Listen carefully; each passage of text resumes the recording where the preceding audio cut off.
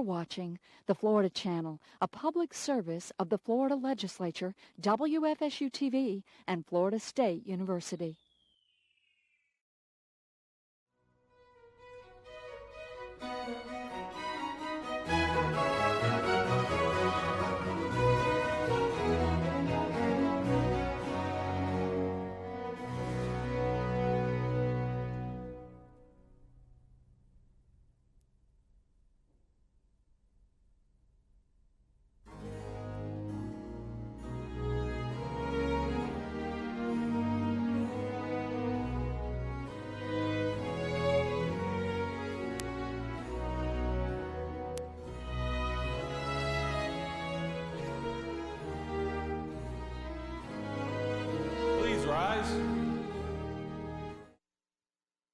Hear ye, hear ye, hear ye.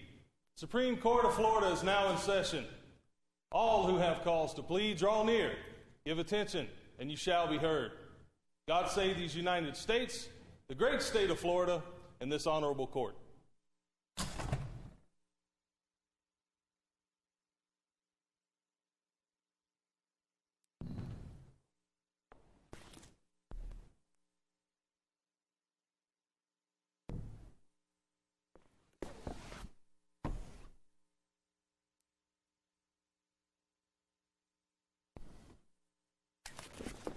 Ladies and gentlemen, the Supreme Court of Florida, please be seated.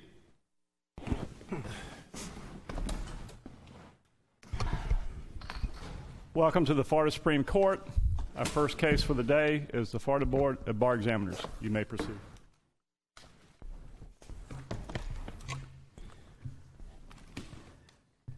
May it please the Court, my name is Bob Blle. I'm representing the Board of Bar Examiners this morning. In 2008, the Board of Bar Examiners decided to start requiring bar applicants to provide the board with documentation as to their U.S. citizenship or their immigration status. And it's that requirement that has brought us here today with the question that the board has presented to the court, and that is whether undocumented immigrants are eligible for admission to the Florida bar. Let me ask you this question just as a preliminary matter. Is under what authority does the Florida Board of Bar Examiners have to determine what are the kinds of questions and issues that one has to adhere to? Under what authority did you make this change to the examination process? Well, Rule 1-13 broadly gives the board the authority to conduct an investigation, to look into the qualifications of applicants. And then Rule 2-22 specifically addresses character and fitness investigations and talks about the fact that the board is authorized to require a bar application, require certain information, and so on. And then there's Rule 3-14.1, which talks about the sorts of things that applicants could be required to provide to the board in the context of that investigation. And subsection G of that rule specifically says that the board can require other documentation as necessary in conducting their background investigation to determine whether someone might be qualified for admission. And there are a lot of examples within the bar admission process of questions that the board asks that aren't specifically addressed within the court's rules on the bar application, and then there are examples of follow-up investigation that the board does that can require additional documentation other than... On his original application, he indicated that he was an undocumented alien? Actually, the way it happened was he filed a petition with the board asking for a waiver of the requirement to provide documentation of his immigration status. And based on what? I mean, why would you give someone a waiver of that requirement? The board decided to waive the requirement to allow this applicant to go ahead and file an application, even though he did not have the documentation that the board's policy required. So was the board waiving it with the assumption that it would be provided at some later date? No, ma'am. I don't believe that was necessarily the presumption. It was the idea was he wanted a waiver of the policy. The board decided to waive it to allow him to proceed with the process, and then. Well, let me ask about that. Yes, because sir. it seems that I mean that's what's brought us here today is that action of the board in waiving something. I mean, it just seems very strange that we would have taken all these steps and you bring a person right to the edge and then you push them off the cliff kind of thing. I mean, does the board think that it has the power to waive, for example, if we have a convicted felon whose civil rights have not been restored, to waive all that? No, sir. The board doesn't have the authority to waive then that. how, I mean, now the argument's being, or at least the position's being advanced that we have an individual that, I mean, highly qualified individual, I mean, a very good character, person, but that it would be a crime if somebody employs the person. So, I mean, how I'm just, I'm at a loss to understand how the board put the state in this kind of position. Yes, sir. And certainly with hindsight, perhaps it would have been a better course to have tried to address this issue at that time, but that is not what happened.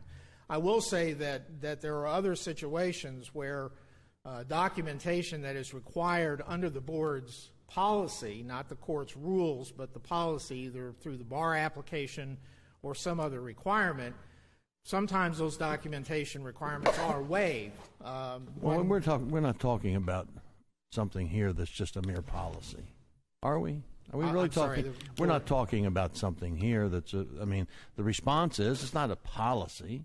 We're talking about the question of federal law and state law. I mean, that's, to speak of this as being a policy, I mean, I just don't understand how we can even talk about the legal issue before us as a matter of policy. I mean, not a member of this court has the power, either individually or collectively, to enact some kind of policy that impacts something upon which there's federal law, do we? No, sir. And the board did not adopt a policy that undocumented immigrants cannot be admitted to the bar. The policy was, is the board going to require documentation as to that particular issue? But what was the purpose of the documentation? The purpose was to determine whether someone, first of all, is a citizen. Okay.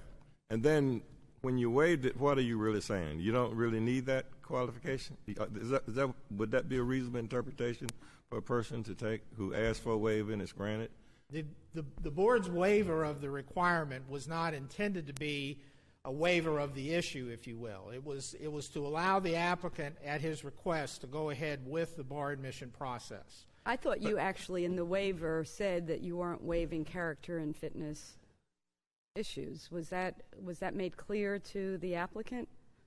I thought I saw something in this record. I honestly don't recall exactly what was communicated at the time. I can tell you I'm very comfortable in saying the board did not intend to waive the character and fitness issue. Well, here's my question about what's required before and after. Justice Lewis mentioned somebody who is a convicted felon who doesn't have their civil rights restored.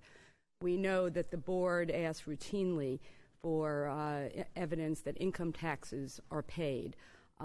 Anyone that has gone through the character and fitness screening, and any member of the public would be probably astonished to see the broad range of issues that are asked of applicants, including whether they bounce checks. And so the question I have is, does that normally take place? There's some certain things that you need before you can take the bar exam, but I assume the character and fitness, depending on when it was asked for, occurs either simultaneously before or after the bar exam. That there's two aspects. One is graduate from accredited law school, or three, you graduate from accredited law school. Did you pass the Florida bar exam, and do you pass character and fitness? Are those the three parts? Yes, ma'am. Okay, so where does, whether you are a citizen of this country and either able or not able to be employed in the state of Florida legally, where does that fit in into the inquiry that the Board of Bar Examiners makes? Well, do you understand my question? Yes, ma'am, I do. And as Justice Lewis pointed out, there are certain status questions. For example, someone that's a convicted felon, someone who's a disbarred lawyer, someone who's a suspended lawyer in another state. Are they then not able to take the Florida bar exam? They are not able to apply unless they meet certain criteria. So this was determined to be one of the criteria in which, if you didn't provide it, you couldn't even get to the next step of taking the bar exam. Well, I don't think the board felt that it had the authority to say you can't do this if you can't provide this documentation. Okay, but let's now go. Maybe there's a waiver estoppel, but this court isn't in the position of waiving an estoppel. Right. What is the bar examiner's position on whether what does the license to practice law, which is what would be granted or not, mean when this court authorizes that somebody is licensed to practice law in the state of Florida? It means that you are designating that person as an officer of the court. And to do what? What are they practice law? What does that mean? That means to be able to appear in Florida courts. It means to provide legal advice within the state of Florida. Can this individual, under the laws of the United States, do that? My understanding, as things stand right now, there are limitations on what he could do. Certainly, my understanding is that he has applied for the work permit that has recently been provided for by the Department of Homeland Security. If that's granted, then he certainly would be able to perform those functions. But at this stage, he cannot be legally employed in this state. Yet if we gave him a license and he chose to pay no attention to the federal rules, he could open up an office and actually have people come in, give them advice, take money from them, etc. If we give him a license, is that correct? Yes, ma'am. I don't want my answer to be suggesting that I think he would flaunt the law like that, but I think yes. I'm not saying that he would. I'm simply saying that is a possibility. Yes, ma'am. I don't understand. I guess what I don't understand is it seems to me that in California, the bar examiners decided that the person who was in a similar situation passed everything, character and fitness, and they admitted that person, and then the problems occur. I think they recommended him. I don't think he recommended it to the court, and then the problems occur. Here, the board is what advice are you asking us for? This is my problem. It seems to me that if somebody is at this point illegally in this country, just like somebody who is not paying their federal income tax if they were required to do so, the board would never recommend that person for admission to the practice of law. So what is the board's position on this? You're asking us for advice, but you're the experts with looking at thousands of people every year. What is the appropriate character and fitness analysis for this particular individual? The board has not made a recommendation one way or the other on this issue. And it's a contentious issue in our society, as you all know. The board was not able to reach a consensus. But I feel like that's what's happening here. It's a contentious issue, but we're really here on a very narrow question, and it puts us in a position. I know there's lots of views in the public, but this is really isn't this a narrow issue as to whether this person would meet the character and fitness requirements, that the rigorous screening requirements that the board demands of every applicant that comes before the court? Well, actually, the way the question has been presented to the court by the board, it's not really about this applicant. It is a broader question. And I guess to rephrase the question is, does the court want to adopt a bright line rule that if you are in the country without proper documentation, you cannot be admitted to the bar? Let me ask you this. Yes, has the board considered the implications of Title VIII, Section 1621 for that question? It was not really brought to the board's attention in their analysis. Could I ask why? Do you think that law doesn't have some possible relevance to this question? Yes, sir. and the responsibility of the board and of this court. And doesn't this court have an obligation to follow the federal law to the extent that it's applicable? Oh, yes, sir, without a doubt. And hasn't the Department of Justice taken the position that that federal law would preclude the issuance of a license to practice law in circumstances such as are before us? Yes, sir. In the California case, the federal... Is there any material distinction? The way you get to the court's authority in California is a little different from the way we get to it in Florida, but the bottom line is we're sitting right the same. here. I think we're using appropriated funds as we sit here this morning. Yes, sir. Wouldn't you agree? I agree. And according to the Department of Justice brief in the California case, they said because this court uses appropriated funds to operate, and the license to practice law is issued by this court, then therefore that federal statute... Does the board disagree with the analysis of the Department of Justice?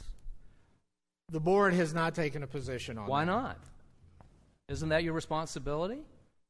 I'm not talking about your individual responsibility, Yes, sir. but the board's responsibility. They punted.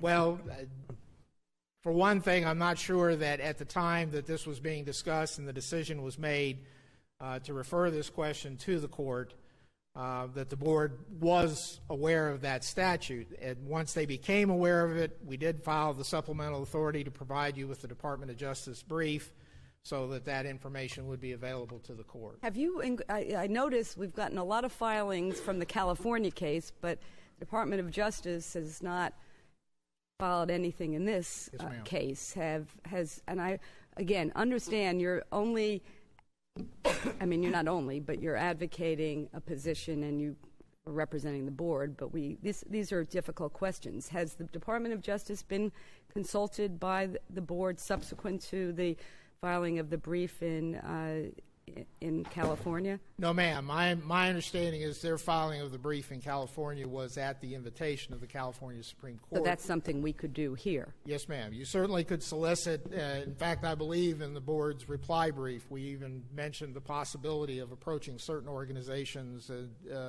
with regard to whether you would want to request that. Have they done that in the New York case? Or has the New York case progressed to the point of briefs being filed? My understanding of the New York case is it actually hasn't been filed in court yet. That there was some publicity that there was an undocumented immigrant that was working through the process in New York, but I'm not aware of an actual court case there. Now, you've asked for this advisory opinion. I see you're in your rebuttal, so I'm just going to ask this. It's been in effect since 2008, the rule that requires prospective lawyers to submit evidence of whether they are citizens of this country or lawfully in this country. Since 2008 until the present, is this the only person that fits into this category, or has there been rejections of other people, or what's the status? No, ma'am. This is the only person who has approached the board proposing to apply for admission to the bar that was not able to provide the documentation. So although this is obviously, for many reasons, high profile, it really affects only this one person. Yeah, I could speculate as to if there were people that might have thought about applying, didn't have documentation, and saw the requirement and decided not to. But obviously, I don't know if there's anyone that fits that category. You're in your rebuttal. Yes, sir. Thank you.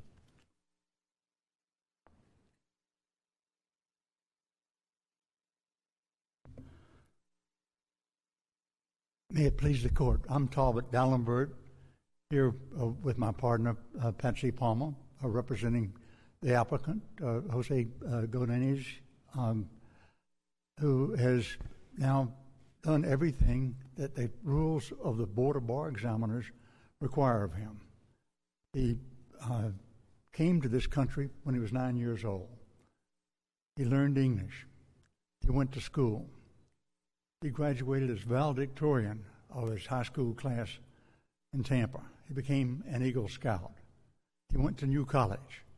He did not have access to Bright Futures or to federal student loans. He made his way through New College, applied to Florida State University College of Law, revealed the fact of his undocumented status, did very well in law school, as he had done in high school and college. Let me just stop you there. When he applied to FSU, to the law school, you said he revealed his undocumented status to the Florida State University? Yes. And at that point, was there any discussion about, well, you can get into the law school, but there really hasn't been a case of an undocumented alien being admitted to practice law in the state of Florida? And again, we don't really have the record in this case, but it seems to me that there is some, the question really is was there some estoppel along the way? You're not suggesting that when FSU admitted him that they were making any representations as to whether he would be admitted to practice law? No, Your Honor, we're not. Our submission is simply that he attended an ABA-accredited law school. He did that after a full disclosure of his undocumented status. He wrote an extensive essay that's a part of the record, part of our appendix. Up to the point that the executive order was issued recently, could this applicant have been deported? In theory, Your Honor, but if we go back and well, not in theory. I mean, under the law. Under the law, was he illegally? Let me just say. Let me finish. Was he illegally in this country? Well, he is undocumented, Your Honor. He entered this country legally, and that becomes very important. I'm asking you, did he remain here after he became 18 illegally? He remained here without documentation. Was that under the laws of the United States? Was that illegal? It was, Your Honor. It wasn't illegal in the sense of being anything criminal, but it was not in compliance with the law, and so he did not have the documentation.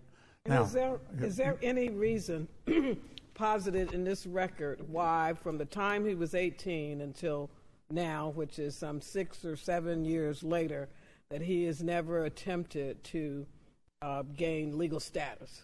Yes, Your Honor. It was not available to him. So he could not become a legal resident because... That's correct. Why? Because the law did not allow him. He could leave this country, stay out of the country, I believe, for 10 years, and then apply to re-enter the country. But once he's overstayed a visa, an act he took when he was 9 years old, he now is subject to federal law that says that he may not seek citizenship without leaving the country and later returning after a long period of time. Would you agree that we cannot decide this advisory opinion based on a waiver or estoppel? You're not asserting that because the Florida Board of Bar Examiners waived the requirement of producing documentation that somehow the court is bound to then accept him into the practice of law? No, Your Honor, and let me make a larger concession than that. We believe that the Florida Board of Bar Examiners did have the authority to ask the question about what his status was. They did have that authority. Well, we think they did, and we think they had the authority as part of their inquiry into character and fitness. But we do not think that the board has authority to have a bright line test saying that he cannot be admitted to. Let me ask you about the same thing I asked the counsel on the other side about, and that is the opinion of the Department of Justice on Title 8, Section 1621, and its application circumstances like this. Do you disagree with the opinion of the Department of Justice? Your Honor, I agree with parts of it and disagree with other parts.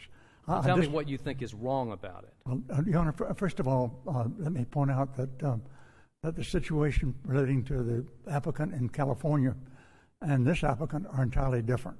This applicant is now, by the terms of the June 15th, 2012 executive, not executive order, but declaration of policy by the federal government, and now has a pathway to citizenship, not to citizenship, but to residence without challenge, has a pathway to a work permit. But if I understand that correctly, that's just what that policy is just an expression by the executive. It is. That they're going to exercise prosecutorial discretion, essentially, Exactly. and not go after the people and to deport them who fall in that category, or otherwise enforce the laws against them. Is that correct? Your Honor, that pathway is laid down in that determination. But that's not a law. It is federal policy, Your Honor, that allows him to be in this country without challenge and without threat of deportation, and allows him to get a Social Security number, allows him to get a work permit. So the policy laid down on June 15th, 2012, we think is an important policy that applies to this applicant, does not apply to the California applicant. But, Your Honor, I'm not trying to filibuster your proposition. I think we need to honestly look at 1621 and ask ourselves the questions. Is there a limitation on 1621, a time limitation? I'm sorry, Your Honor? Is there a time limitation on that? How long will this... this... No, I'm sorry, Your Honor, there's not. Excuse me? No, it would still apply. So 1621, I think Justice Kennedy is quite correct that 1621 would apply today. And so we need to look at 1621, look at its terms. What 1621 says is that you may not give, that an agency of the state may not give a professional license. Is this court an agency? Well, there's the other part about the use of appropriated funds. As I made the point earlier, I think we are using appropriated funds here, and it ultimately, this court is funded by appropriated funds, and it's ultimately our responsibility to issue the license to practice law. That's committed to us by the Constitution of Florida. Wouldn't you agree? I agree, Your Honor. We rely on it because that's the second, and I don't want to leave this first point. Let's ask ourselves, is 1621 an exercise of federal authority that is permitted under our principles of federalism? May the federal government say to this court, you may not admit someone to the practice of law? I have severe doubts about that. But that's an exercise of their authority with respect to immigration, and I think you would have to admit that there's a textual commitment to the Congress of responsibility with respect to the control of immigration. Your Honor, but not to the extent of having Congress direct this court to enforce federal policy. We think the principles been laid down in a number of cases. Your position is that Title 8, Section 1621 is unconstitutional. Our first position is it doesn't apply because this court is not an agency. Our second position is that we have severe doubts about its constitutionality. And then finally, we want to point out that if it did apply to this applicant now has a route by virtue of the 15th June Statement of Federal Policy, has a route to get a full work permit. Isn't the federal policy, the last thing you mentioned, a deferment of type, not a change in the actual status of this applicant? You're absolutely correct, Your Honor. If I said status, I apologize for that. It's a deferred action. So the status of this applicant, who it seems to me may be a poster example of why perhaps federal law should be changed, but nevertheless, the status of this applicant is still illegal. Your Honor, I would not use the word illegal. I mean, and I don't mean to parry with the court, but he entered this country legally. He's not subject to any criminal process. He does not have documentation. But look at that policy of June 15th.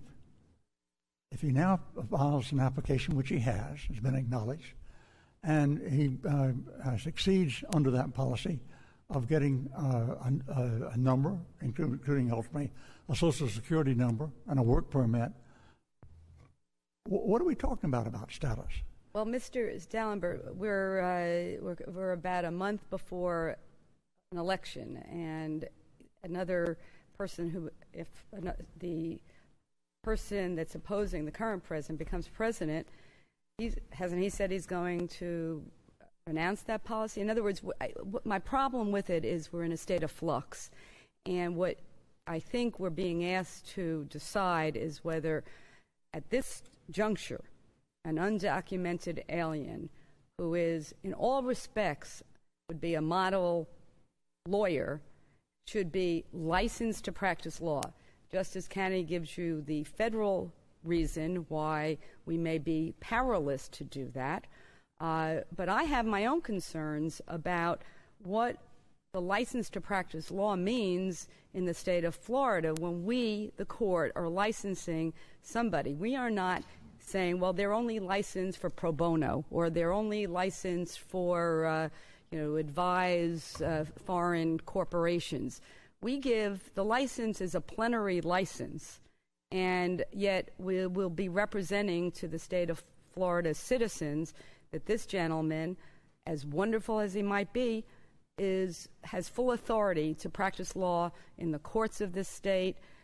That's my concern about it. May be symbolic to some, but it has real implications for our requirement that we protect the public and who we license to practice law. Your Honor, if you give this applicant a law license, he can practice law in Florida. The thing he cannot do is he cannot accept employment for practice of law. How does that, what kind of other rules do we have to have?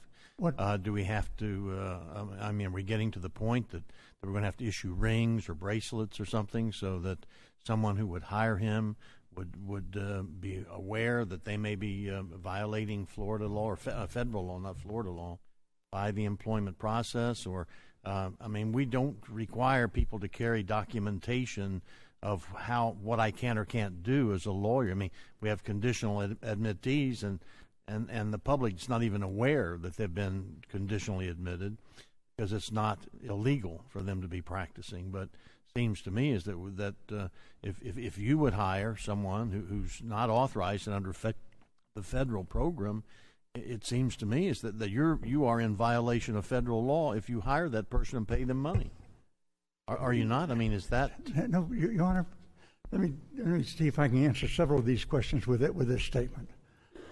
All this court can do in terms of this applicant is to give him the credentials which he's earned. That's all you can do. You can't change federal law. I'm not... indeed, if you admit Mr. Gutierrez to practice of law, he can only do what federal law permits him to do. He can take on pro bono cases. He could have other employment, take on pro bono cases. We have lawyers in Florida doing that. Unless federal law permits it, he could not take... How would we police him doing anything other than that? That's the real problem as I see it. We don't give him a license that says you can only practice pro bono. So how in the world would we ever know if he is doing something other than practicing pro bono? Your Honor, you have the same process you'll have for anybody who's admitted. If somebody breaks the law after they've got a law license, they're subject to discipline. Well, maybe the Here's answer a person is who's never broken the law. Let me ask you this. You mentioned earlier that he is now, pursuant to the new executive order, that has decided not to prosecute people in his case. He now is able to get a Social Security number. Yes, sir. He's now able to get a work permit. Yes, sir. Is that correct? How does that assist him in eventually getting a legal status in this country? You mentioned earlier that, but for that, he would have to leave the country for 10 years and then come back and apply for residency. Does that help him in the path to getting... Until federal law is fully changed, there's still that possibility. And there'll be that possibility. But there are always possibilities when you admit people. And when you admit people, you expect them to follow the law. There's no reason to suggest that this applicant, who is... Oh, wait, no. But why would he be permitted to get a Social Security number if he's not allowed to work? I don't understand. See, that's where I'm having problems. Well, Your Honor, if he gets a Social Security number, he will be permitted to work. That's my point about the policy announced on June 15th. Maybe I'm confused. You mentioned earlier that because of this new executive decision to not prosecute people in his place, yes, that he is now in the path to being able to get a Social Security number?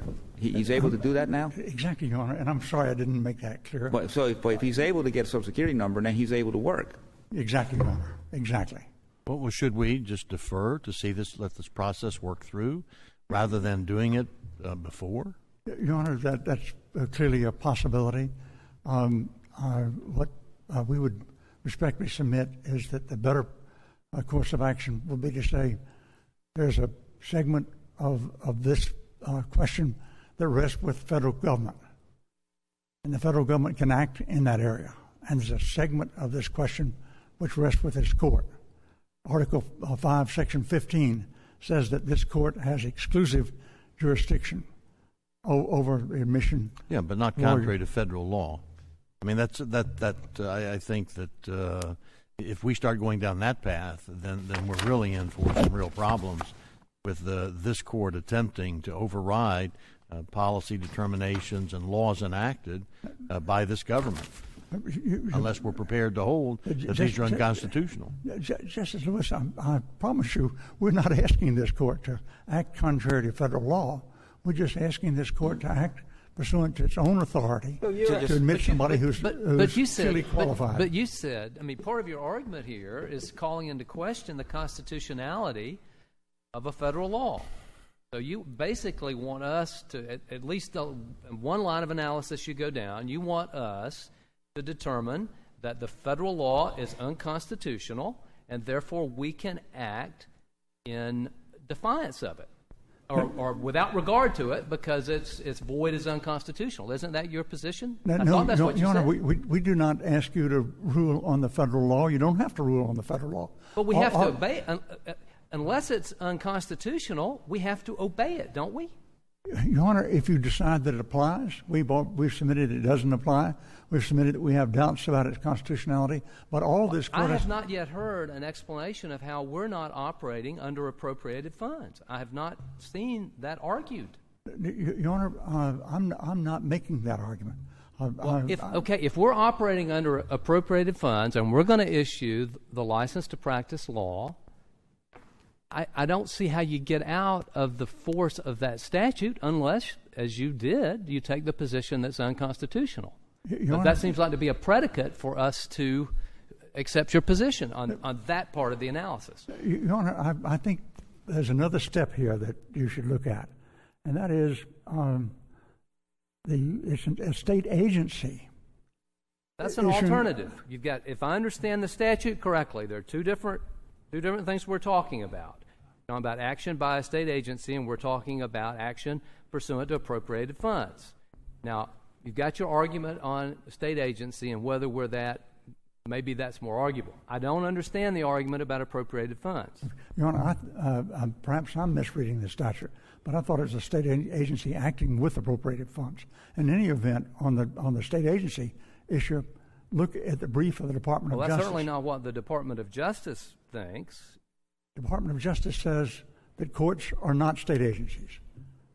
Well, but if I remember correctly, they say, well, even if they are, they're still the California Supreme Court at least is operating under appropriated funds and would be caught by that part of the statute. Well, what am I missing?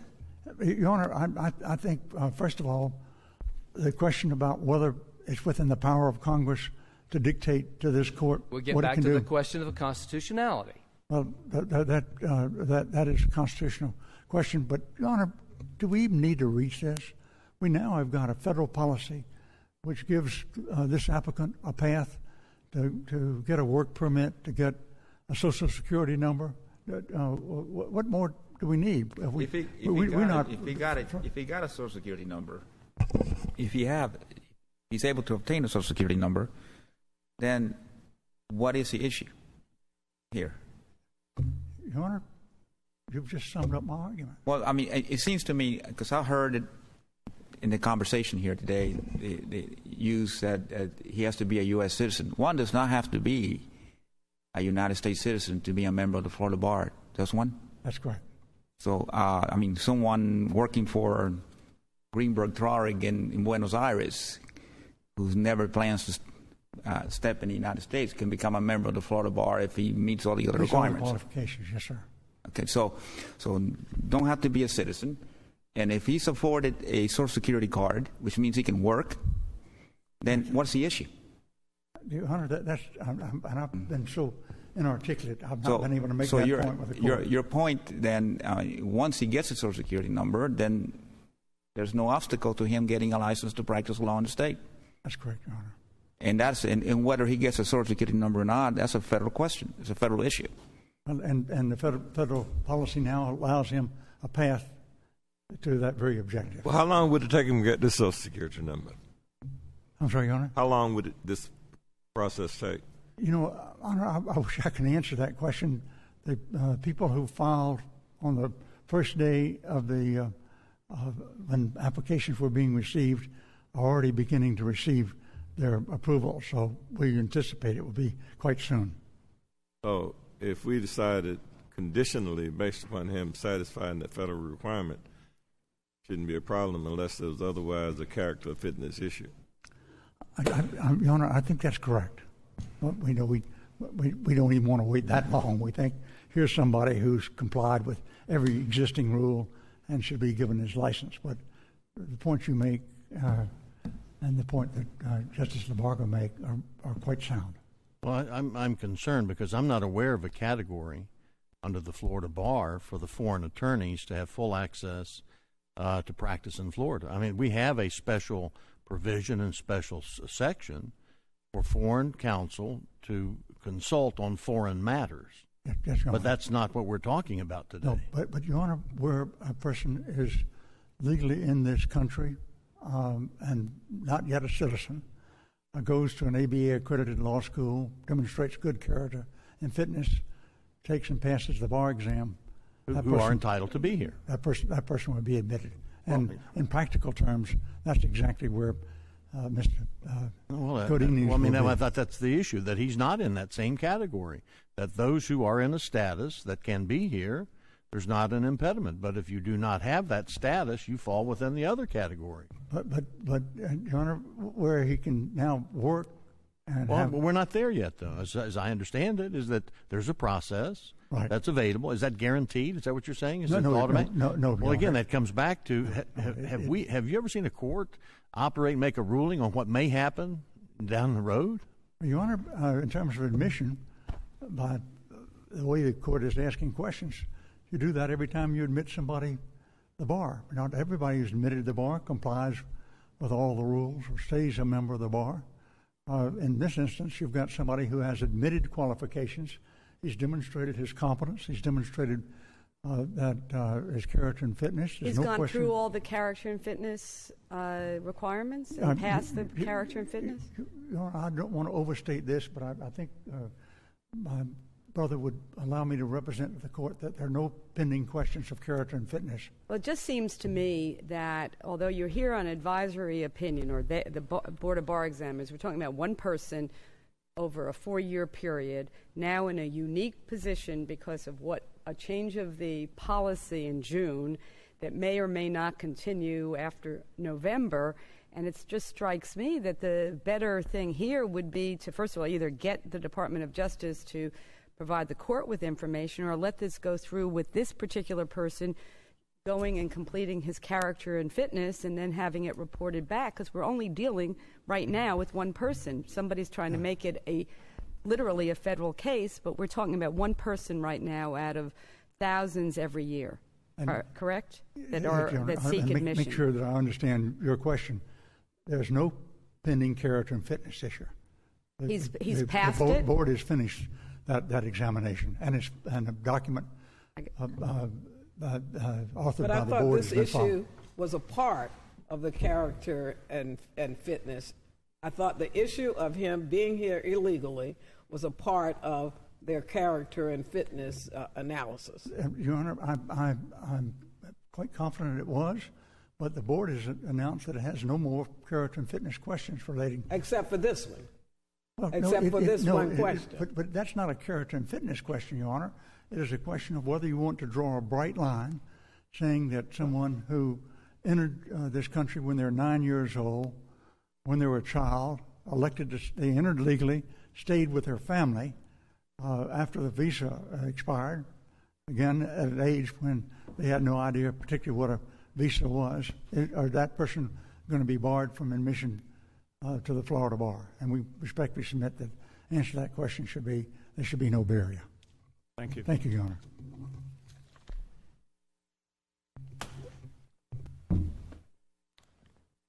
Mr. Blythe, I have two questions. First of all, has he passed the character and fitness requirements other than this one that some of us think are big, others think not, whatever, that is pending before us? Yes, ma'am. The board has reviewed the applicant's file, the issues that were raised in the character and fitness background check.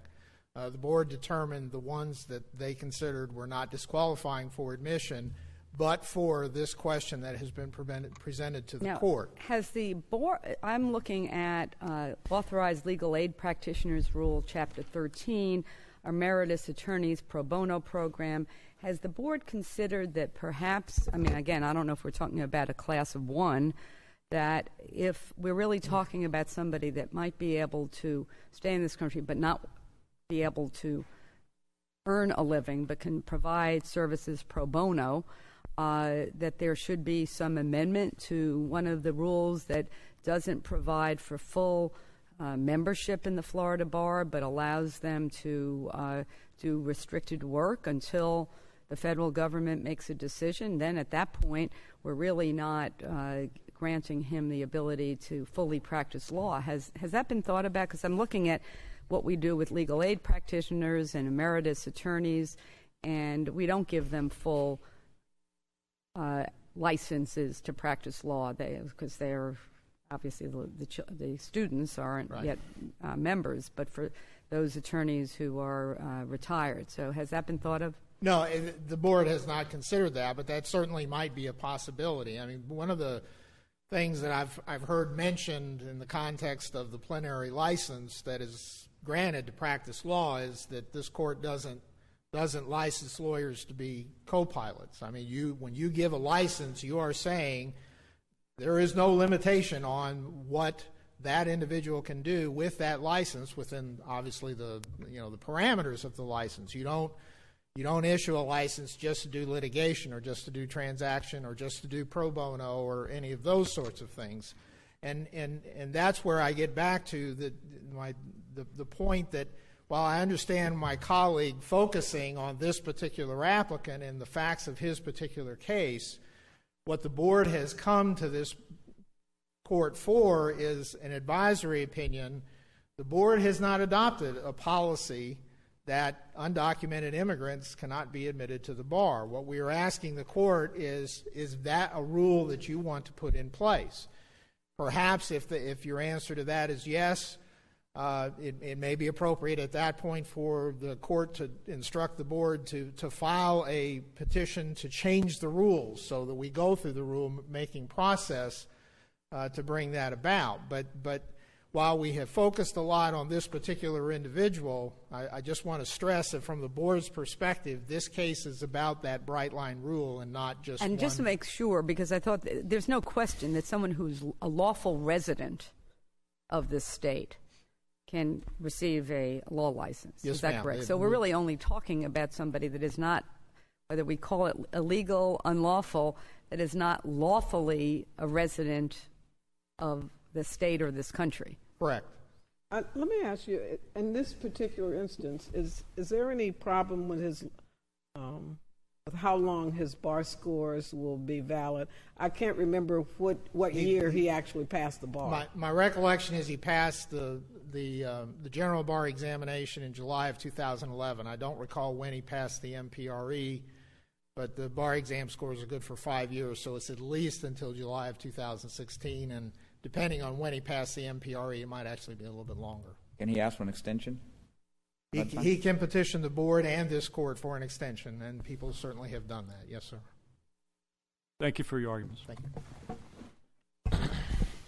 Next case for the day is DMT versus TMH.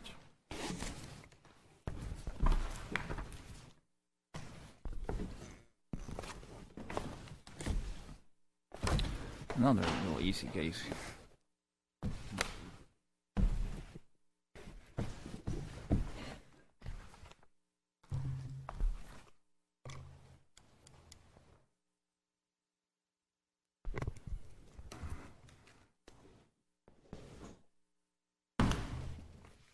Which one is it?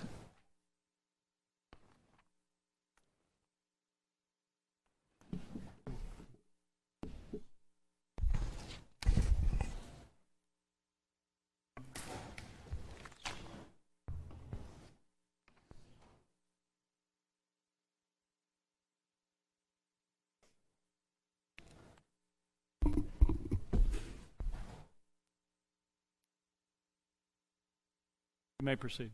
Thank you. Good morning. May it please the Court, I'm Michael B. Jones. I represent the appellant here today, DMT. This case started in the trial courts of Brevard County when the appellee before the Court here today as the petitioner in the state court action. Keep your voice up, please. I'm sorry, ma'am. Is that better? Yeah. This action began in the state courts of Brevard County, Florida, when the appellee in this particular case, as the petitioner, sought parental rights over a child.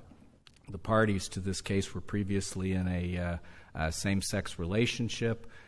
The way that this particular child was created is probably the crux of the case here today. Are the facts? They say the facts are not in dispute. The Fifth District case, and they talk about the fact that they used funds from their joint bank account, paid them. They had essentially decided as a couple they were going to raise this child. And all of those facts, are those in dispute, or do you agree they're undisputed? Your Honor, for the purposes of this particular case and this particular action, they're not disputed because at the trial level, my client filed a motion for summary judgment, and as a motion for summary judgment, she took all facts as being true. Had there been an evidentiary hearing on some of the facts, they might have been disputed. But for the purposes of this particular case, the facts are not disputed, and the facts under the case law and under the statute and under any reasonable interpretation of this situation, even with all of these facts, even with this act of conduct, course of conduct, even if completely true, would not be sufficient to give appellee parental rights. If today, because there's the statute that says same-sex couple can't adopt, is declared unconstitutional, today, is there a legal way for a woman who is now giving, I guess in this case she's the genetic mother, to be able to legally have parental rights to this child under the law of the state of Florida, either contractually or through adoption or through the statute that was declared unconstitutional by the Fifth District? Let me make sure I understand your question. Are you asking me if the statute that said that same-sex adoption was illegal was declared unconstitutional? It was. Right. So what I'm asking you is there, if this occurred today, where two individuals who wanted to raise a child together agreed to how they were going to raise the child to give them, could they, you're asserting back then there was no legal way for this to occur. What I'm asking you is today, in 2012, is there a legal way for this to occur? Under the Third District Court case, yes. It would require the consent of both persons to do an adoption, and they would both jointly adopt. But that couldn't have occurred back in 2006 because the statute was in effect and had not been declared unconstitutional. That's absolutely correct, and it would not be a retroactive application of the statute. And today, your client is not willing to, as I understand it, is not willing to even give the genetic mother access to be part of this child's life. I mean, that's the status, that she wants nothing to have their child to have anything to do with the child. That's absolutely correct.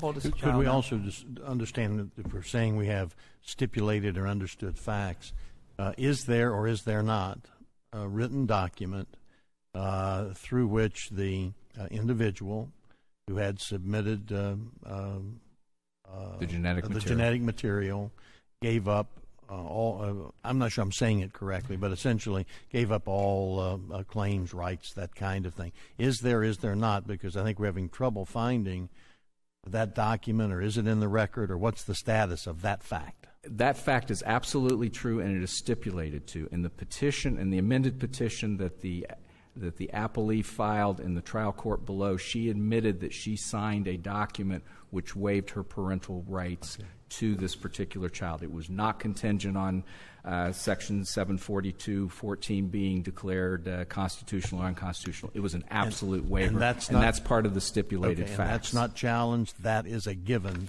for what we're looking at. That was their own admission and their own but they amended challenged petition. the legal implications of that. I mean, basically, isn't their position that was just some paperwork that was signed and it really didn't fit it did not fit the circumstances of their particular case? Well, it absolutely fit the circumstances of their particular respectfully. That your position, but I'm asking that their position is it didn't fit the circumstances of their case, right? Well, I think they're trying to argue after the fact, oh, we really didn't mean this. So, yes, they are taking the position.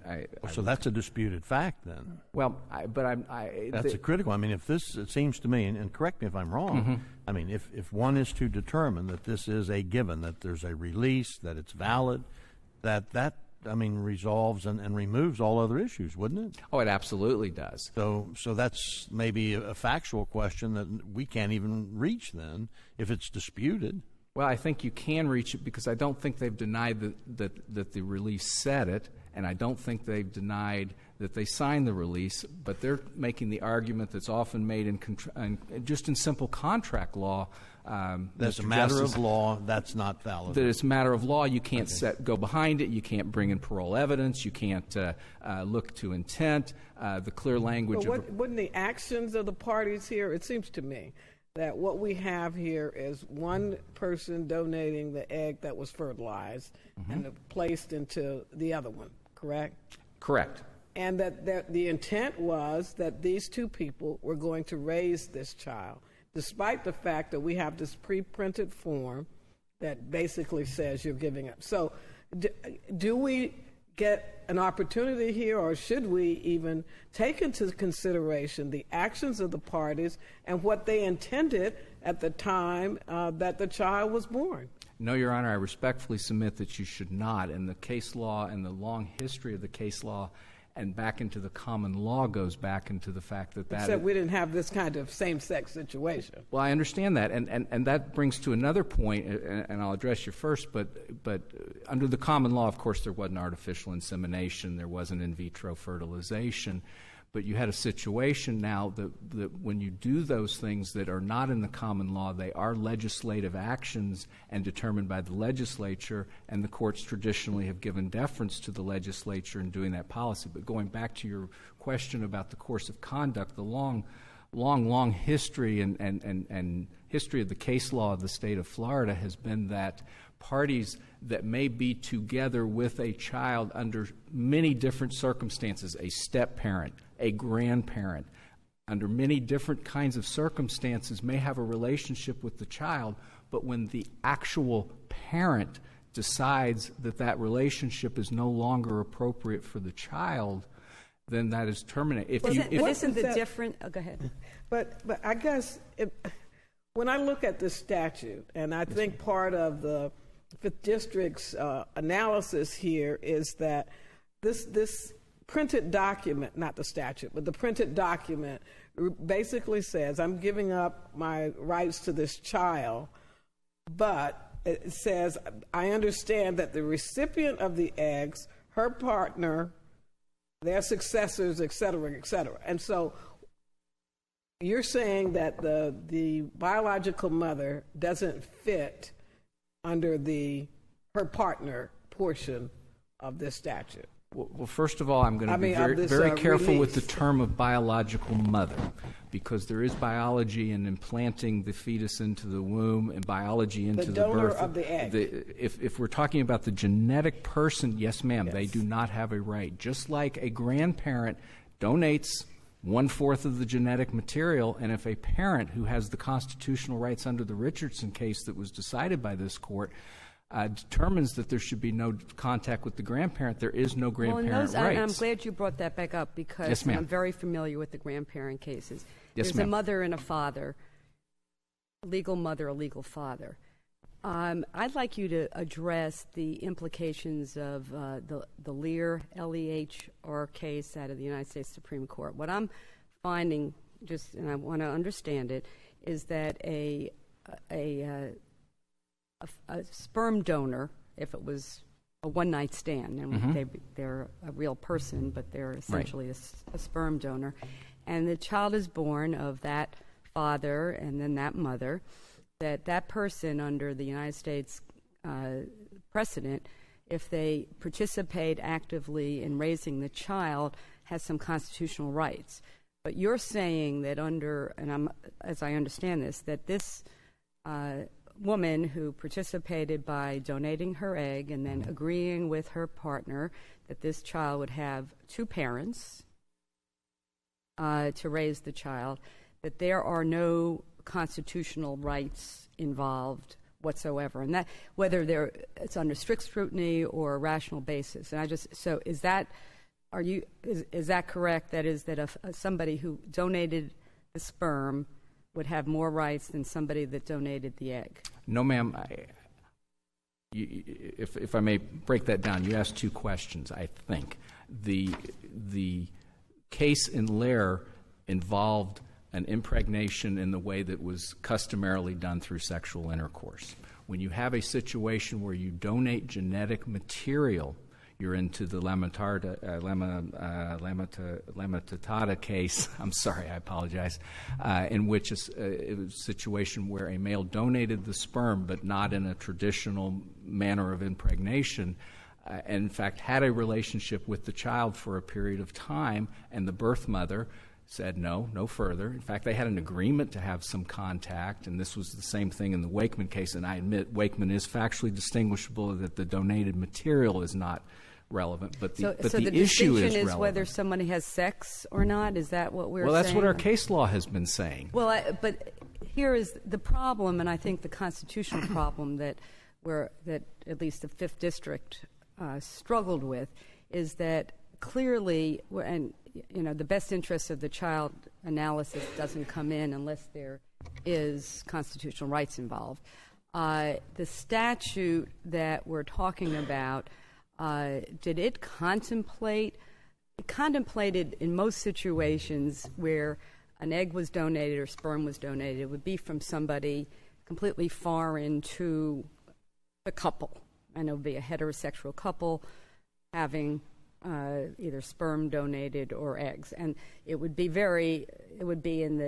not in the best interest of the child, or at least from my point of view, I would think from most people's point of view, for somebody who was just basically foreign to that relationship to be able to assert rights. And it seems that that's what that statute that was intended to do.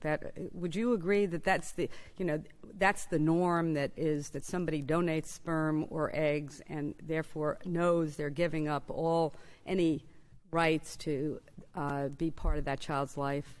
There's a couple involved, and it is in vitro fertilization. I think that would be the normal situation. I mean, in fact, and again, in many cases, it's actually, it's implanted. I don't know if the sperm, it's just foreign even to the person until it's implanted. So did the legislature contemplate that they wanted to exclude a situation like this, or was it just not intended? I think they intended to include it, and I don't have legislative history where somebody stood up and said, I would specifically do that.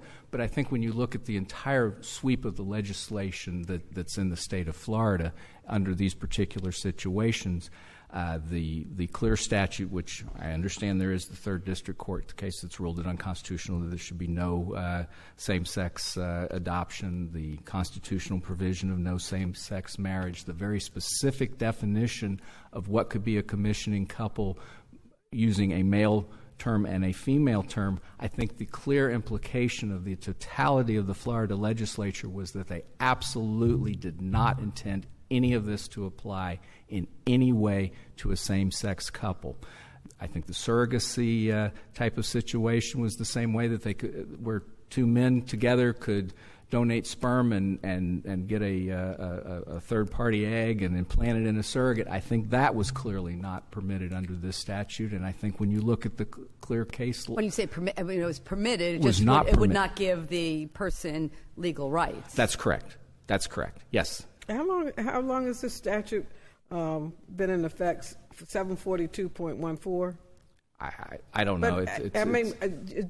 When you look at just the plain language of the statute, the statute says a commissioning couple, right? And a couple is two, and these two women were the commissioning So it just seems to me the literal language of the statute does not cover this situation.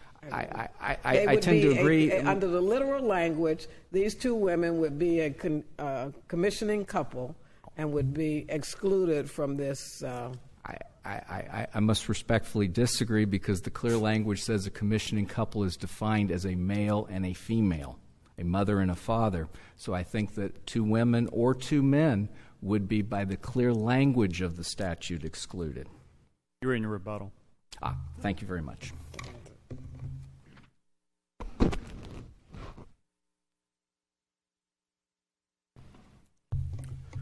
Your Honors, good morning. May it please the Court, my name is Robert Siegel. Christopher Carlisle and I are here on behalf of Appellee.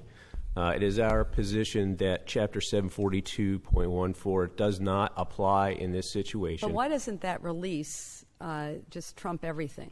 There are a lot of problems with the release. If you look at the Lamar-Atata case that was cited earlier, there the parties had a very clear contract wherein they expressed their intent that should the woman become pregnant and bear a child, that the father was not going to have any rights, that the mother was not going to seek an adjudication of paternity. In this case, we don't have a contract. We have an informed consent form. The form was signed essentially to benefit the doctor and to make sure that Appellee knew what she was getting into when she went forward with the procedure. Well, is that a question of law or a question of fact? And again, this goes back to some questions that Justice Lewis asked your opponent. That concerns me. We're here again because it was a summary judgment, and the summary judgment appears to say that they had a verbal contract to exactly do what you're saying, but then you've got something in writing that appears to be contrary. And yet, so even if we agree with some part of this, doesn't this need to go back for a factual hearing? I believe that there was sufficient facts before the court and sufficient facts before the 5th District where there could be very basic facts distilled from that would say, look, if we find these facts to be true, then we can go forward and make a decision as a matter of law that Appellee is entitled to rights, regardless of making further factual findings concerning some of the details in the informed consent form. What the 5th DCA is, as I understand it, their real question to us is whether or not there is a constitutional right under federal and state law for there to be two birth moms. Isn't that really what they're asking us? I think the question really is does Appellee have constitutional rights to parent this child that she helped bring into the world at a point in which the parties both had an intent to parent this child? And the question, the answer is that yes. And they're not asking us to treat one who gave birth as someone different other than a birth mother, correct? Correct. So they want us to treat, under the law of Florida, there to be two birth moms. They're not necessarily... Constitutionally. Two parents, both of whom are women. We're not seeking a classification that one is a birth mother, one is not a birth mother. There's no effort at this point to exclude the birth mother, DMT, from the life of this child. We're seeking merely an adjudication that TMH Appellee has parental rights to this child that now exists. Don't you think the statute, by its plain language, clearly applies here? No. It appears, if you consider the statutory scheme, and it seems to be from 742.11 down to 17, in 742.14 it talks about a donor other than the commissioning couple. And rather than using a commissioning couple, they've used the commissioning couple, suggesting that what was contemplated at the time was that this statute was going to be used by men and women who were not able to conceive a child, and we're going to use assisted reproductive technology in order to do so. There doesn't seem to be anything in this statute that in any way suggests that they intended to include people of a same sex, that they intended to disallow them. What year was the statute passed into law? 1993. At that time, though, in looking at the policy of the legislature in the state of Florida, they had a law that said that same-sex couples couldn't adopt. So what would make us think that the legislature at that time wasn't clearly intending that this would apply to a situation where you have a same-sex couple? Whether that's constitutional or not is a different question. But you're saying now that the legislature never intended for this to apply in this situation. I find that to be, if you think back to 1993, absolutely contrary to what the legislature intended in every other aspect of this type of situation. Well, in an adoption, parties are seeking the permission of the court to take custody of a child who is a ward of the state, who is essentially in the custody of the state. Well, that's not true, because in 1990, when she gave birth, when the birth mother gave birth, if your client had sought, because that's one way to do it, to also adopt the child with the consent of the birth mother, that would not have been lawful in the state of Florida. But engaging in Can you answer that yes or no? Would that have been lawful? No. All right. It now would be lawful. Yes. There would be a path to do this if two women wanted to raise a child together and have stable parental relationships. For the person who was not the birth mother, who was either genetically supplying the egg or they both wanted to have two individuals, loving individuals, be part of their life, they could seek to adopt. But that wasn't the law at the time that this occurred.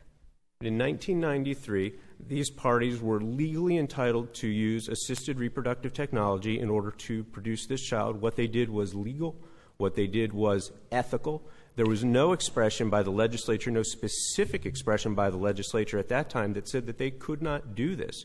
And so it's not as though they're seeking a state-sanctioned approval for an adoption, which is what a number of these cases, particularly the case cited out of New York says, and particularly in XXG, it was brought up in that context as well, is that that's an administrative procedure where you're seeking the approval of the court to determine whether or not a parent can have rights to a child. And Chapter 63 has consistently changed, but there are provisions in there for taking rights away from a parent, for giving rights to people that aren't parents. But this is not that. This is two people that got together and engaged in an entirely legal and, again, ethical procedure to bring about a child that they intended to raise together. And there's nothing expressed in the law to suggest that they should not be able to do that. Okay, so now you're saying the law doesn't apply. Your opponent says the law clearly applies. The Fifth District seemed to say, well, the law applies, but it's unconstitutional as applied here. So which way, what's the path that you want us to go down, that the law it doesn't even apply, therefore there was no reason to declare the law unconstitutional, or that the law as applied to your client is unconstitutional? I'd suggest that the court can make a ruling in this case without having to find the statute unconstitutional, that would be a preferred path. But if the court is unable to... And how would we get there to say it doesn't, the plain language of the statute doesn't apply, even though they name a commissioning couple as being a man and a woman? Right. So where is it that wouldn't, where would your client fit in or not fit into the statute? She is not a donor who would have waived her rights to parent the child or to the genetic material under 742.14. She simply is not a donor in that sort of sense. How do you get around common understanding of the term donor in this context? A donor is someone who provides biological material for a medical procedure of some sort. Respectfully, I don't believe that is a correct understanding of the term donor. I don't think that the statute was intended to exclude everybody that provided genetic material. It was intended to exclude people that didn't intend to participate in the life of the child. But it has the particular people that aren't covered, and it expresses that. But you're saying that she's not a donor, and I don't understand how you can fit that in to the common understanding of this term of art. It really is a term of art. But I don't. But they talk about a donor in the context of these sorts of procedures, and the understanding of that is pretty well established, isn't it? I'd say that it's not. If you look at the KM case that was cited in the brief from California, there they indicated that it was very clear that the parties did not intend to relinquish any particular rights, and that they intended to raise the child together. That's the exact same situation that we have here. There was no intent expressed by either of these parties until this litigation started that they didn't intend to raise these children together. Or this child together. Let me ask you about your understanding about the district court's opinion, because I read it and I was kind of like with Justice Perrinetti, I'm not sure exactly which route they were going, and maybe they're going both routes. What is your understanding of what the actual holding of the 5th District is?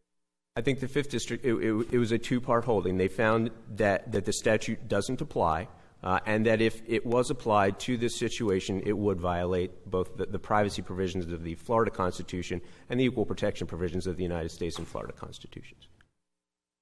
Would you address the purported release? I don't know how you want to describe it, or the concept of a release in this case. We're talking about the informed consent form that was signed. Well, that's what I'm trying to figure out exactly what we're talking about. It was an informed consent form. It was a 8 or 9 page document where the procedure was described, what they were going to do, how they were going to do it, the risks that were involved in the procedure. There is a paragraph on the very first page of the form where it indicates that appellee does, in fact, waive her rights to the genetic material and any offspring therefrom. But I would suggest to the court that since it's an informed consent form, and it's not a contract as we saw in the Lamar Tata case, it's an informed consent form. First of all, you don't have any mutual expression by the parties that they intended for that waiver to exist. In fact, appellant's name doesn't appear on that form in any place. The only place... The question is, does the signature, though? I'm sorry? Does the signature appear on the page? Appellant's signature? Yes. No.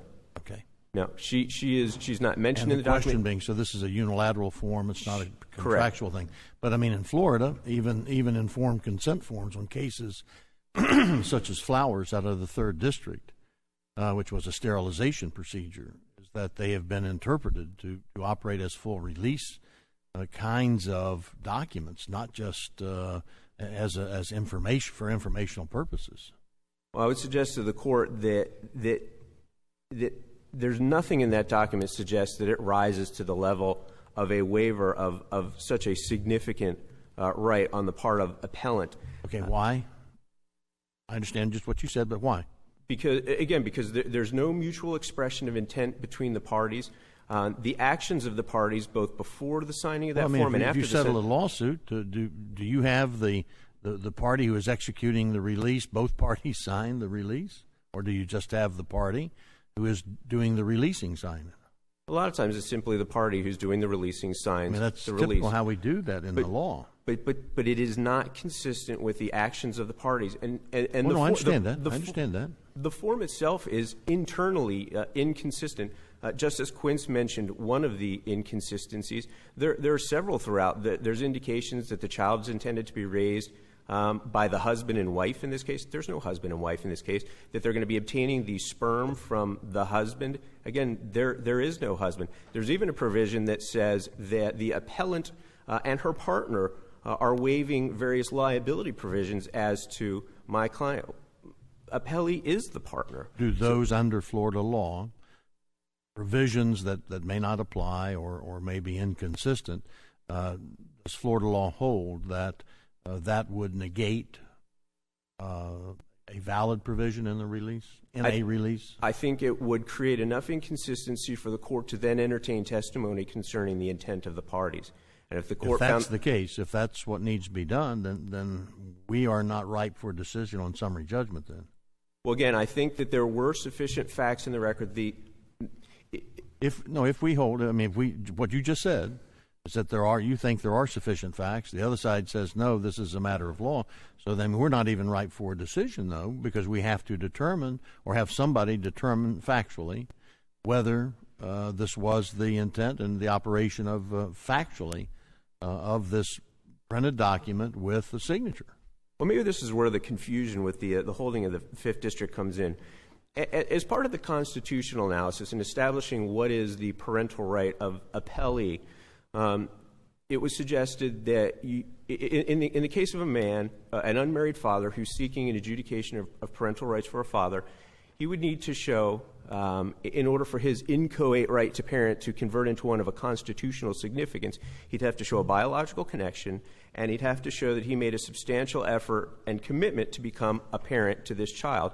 Once he had done so, he then has a protectable interest under both the state and the Florida constitutions. And so in this instance, since appellee donated biological material, and since she very clearly demonstrated a commitment to become a parent to this child, there shouldn't be any question at that point whether she does or doesn't have a right to parent the child. She does. And that should be the end of the inquiry at that point. I understand that. Could we go back to what I'd asked before? You answered a different question, and I understand that you would like to answer it in that way. Right. But again, we have to get across that threshold question.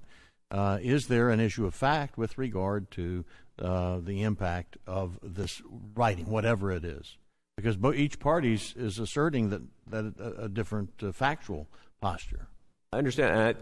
I guess I was hoping to answer the question by analogy that the trial court and the 5th District, having made those simple findings of the biological connection and the commitment to parenthood, that's all that would be necessary for a court to find in order to get past the summary judgment issues and make a finding as a matter of law. Well, you'd have to make a finding that the release is invalid.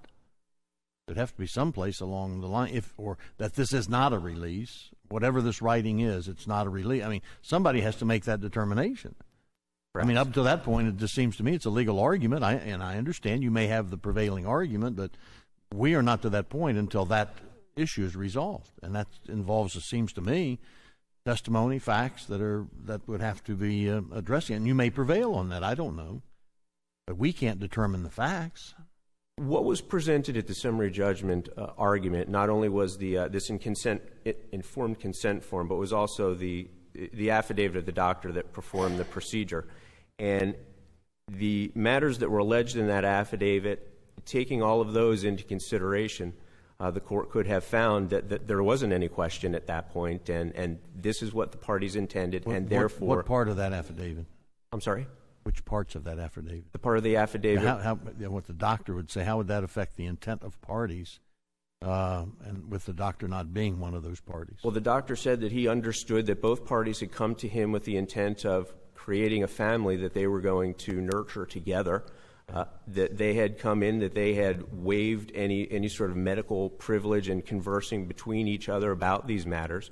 The doctor was just trying to avoid a malpractice action. The doctor's a good man. I don't believe that that's the case. I have no doubt, and I'm not here to cast aspersions upon the medical profession. I'm trying to determine. Neither am I. But that's a consideration that perhaps a judge should make on live testimony as opposed to a cold affidavit. How did the 5th District deal with the waiver? I mean, it's not a contract as just with the two parties. So how did the 5th District deal with the medical release, if you want to call it that, as to her relinquishing her rights? Did they address it? Yeah, they found that based upon the facts that were presented in the pleadings and the other summary judgment evidence, the affidavit of the doctor, the form itself, that she did not intend to relinquish any of her rights. So, and my understanding, and maybe when your opponent gets back up, he can explain, that they're really not hanging their hat on the release. They're hanging their hat on that the statute, even if they did intend to raise this child together and both of them have parental rights, that the Florida statute prohibits that from happening under the law of the state of Florida. Isn't that the issue that we're here on? That's the certified question. But if the, but I maybe I need to look back at the briefs as to whether the first question would be that if there was an actual waiver between the two parties, that alone might be enough to say that your client could not have parental rights to this child. Right. So that's maybe so is that a threshold question that has been conceded for the purpose of this case in front of us, or is that being raised by anyone now that the release itself is really the end of the question, not the statute? It's been raised, I suppose, as an alternative theory. Okay. That you can take away her parental rights by finding that she waived her rights under the But what the you form. would say to that is, if we were to go down that path, you've got to consider that it's equivocal. It's not unambiguous. It was done for the protection of the doctor and usually for the couple. Because, again, in most cases, you've got foreign. I don't mean foreign by out of state. You've got, what's the word that's used? Foreign eggs and sperm that are being used for a couple to be able to conceive a child. Right. What is that called when they called something? Just an anonymous donation? Maybe anonymous. It could be, but that would be the norm. Yeah, and that's something the doctor made clear in his affidavit, was that form was something that he typically uses for anonymous donors. And there are parts in that form where you can circle it to say that the donor is known or unknown. It's not circled in this case. There's no question that they're known to each other, but it was a very general form. Seems a problem to me is that you have a client who had a form by operation of giving up the egg for fertilization, by the operation of the form itself with the doctor, gave up rights, had an operation of a statutory provision that, again, by Florida law, made her give up whatever parental rights that she may have had, but yet there's no written agreement or contract to the contrary that says these things do not apply in this circumstance. So it seems like it's more of you're asking this court to implement social policy that's not reflected in the Florida statutes, not in the Florida Constitution, or to me in the U.S. Constitution. But you're asking us to make a constitutional ruling on social policy. We're asking the court to make a determination that appellee has protected parental rights based on the actions of the parties. They signed a form, but the form is patently inconsistent with their conduct. And the terms of the statute, again, would respectfully suggest that it really was intended for situations where married couples wanted to avoid the possibility of interference by an anonymous donor, and that statute does not apply to the facts of this case. Thank you. I'm blinking red. Thank you, Judge. To answer the question, yes, I think the release in and of itself wins our case. But I don't. I think even if we didn't have the release, even if she had never signed a release, I think the facts of the case are favorable to us and win the case for us. Let me ask you briefly: Did you have any problem with the way this question is certified? I would not presume to tell the Fifth how to certify a question. Well, but you can presume to tell us if you don't like it. I asked. I give you permission. Thank you, sir. I think that the Fifth wanted to address the constitutional issue. I think the Fifth tried to deal with the fact there was a release. I don't think they did it effectively, and I think they wanted basically to ignore it. Well, if we okay, leaving aside the issue of the release, if we decide that the statute does apply, then we've got to confront the constitutional issue, right? I mean, it's been raised, or why is that not right? I don't think you do, because I don't think there's ever been a protected class for genetic material. Well, okay, I understand you think they don't win, but that's a different. You're talking about a protected class. That's part of the constitutional law analysis. Yes, sir. So that's confronting that issue. Yes, sir. Obviously, but if you look at the Lear case, I mean, we've mentioned it in other contexts, and particularly in those where there's an attempt to cut off the rights of a of a father, and the question of notice to who gets notice with regard to that. And the U.S. Supreme Court in Lears basically has said, that you have to give an opportunity. There's an opportunity to parent. You can't just say you're not going to. So, and it seems to say that if you exercise that opportunity, that you do come under then the protections of the United States Constitution on the right with regard to children, doesn't it? It does, and in fact, it even goes back to the Stanley versus Illinois case. But those were all situations and where there is a distinguishing made between the biological creation of a child in the normal sexual intercourse way, and it does not contemplate a genetic donation. But why is that? That the idea that we would, again, in 2012, whether it's 2006, say it's really we're okay with unprotected sex, a one-night stand that can produce a child, but where two people get together and agree they want to raise a child together, and they actually start out and do it, that constitutional right is worthy of less status, or doesn't exist, but the one-night stand has greater constitutional status. Do you not? I mean, again, I understand that may have been the case 100 years ago because our society was different as far as there. But is that not a situation that at least implicates equal protection rights of women over, at least to have equal status as men? No, I don't think so, because I think you can deal with genetic material from both a woman and a man and say that it is not a protected class, not a compelling state interest, whatever level of scrutiny you want to put on it, and put the actual way of traditionally creating if you have sex the good a old-fashioned child. way where it's constitutional, but anything else doesn't give rise. I mean, and that could, and honestly, I don't. This is raises lots of questions, constitutional and otherwise. So I'm asking this really to try to get guidance from you as far as why one has higher status than the other. I think you're really talking about social policy issues. Well, we may be, but sometimes social policy and constitutional policy come together. Yes, ma'am, they certainly do, and that happened in Brown versus the Board of Education. There's any number of cases where that comes together, but it came together in Lear versus in the United States Supreme Court case. But that has been in the tradition of how paternity is determined, and the Florida paternity statute. The first thing you allege in your complaint for paternity, after you allege venue and jurisdiction, is that the parties had sexual intercourse in a particular venue, and that gives you the jurisdiction, and it gives you long-arm jurisdiction under the long-arm statute. So there very definitely is a legislative distinction made.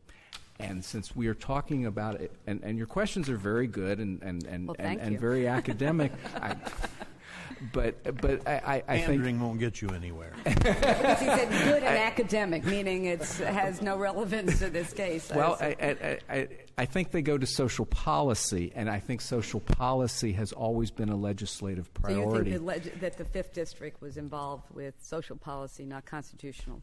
I think so, Your Honor, and I think that they go down a slope that of the implications. I think that their decision undermines the pendings of Richardson. I go back to that. I'm certainly not lecturing this court on that decision. You made it, but there has been that determination that even though there's a genetic component in the Richardson grandparents, even though the Richardson grandparents were at one point actively involved in the children's lives, that they do not have any kind of right that comes from either genetics or comes from previous involvement with the child. And the situation opens up, and this is much more in the amici briefs than either of the major briefs. If you would sum up. Yes, I will. But basically, you're opening up this best interest of a child type of analysis to a step parent of either gender, to a boyfriend or a girlfriend, to somebody that's richer. It just opens up a whole bunch of things that have been against the rulings of this court and the appellate level courts of the state of Florida. Thank you very much. Thank you for your arguments. The court will be in recess for 10 minutes. Please rise.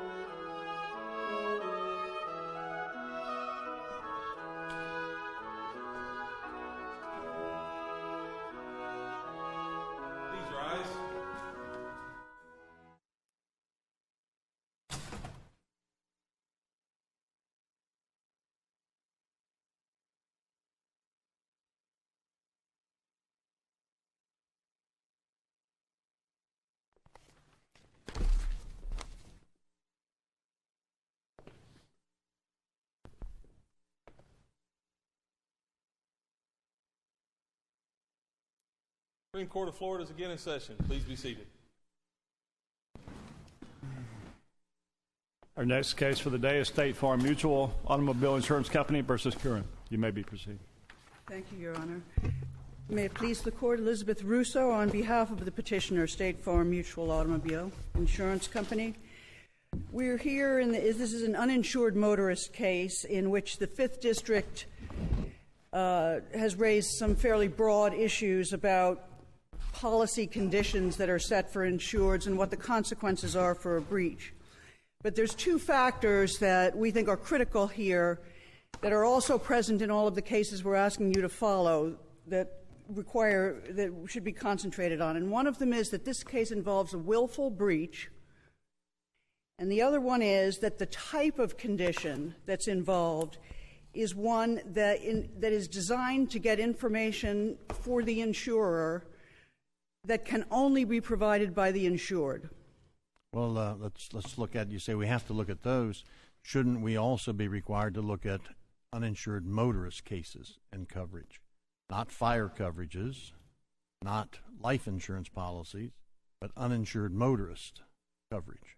And the cases that I'm talking about that reach the result that we're asking the court to resolve, there are two of them are uninsured motorist cases that involve exactly those same things that I'm talking about. Not from the Supreme Court, though. I'm sorry? Not from this court. Not from this court.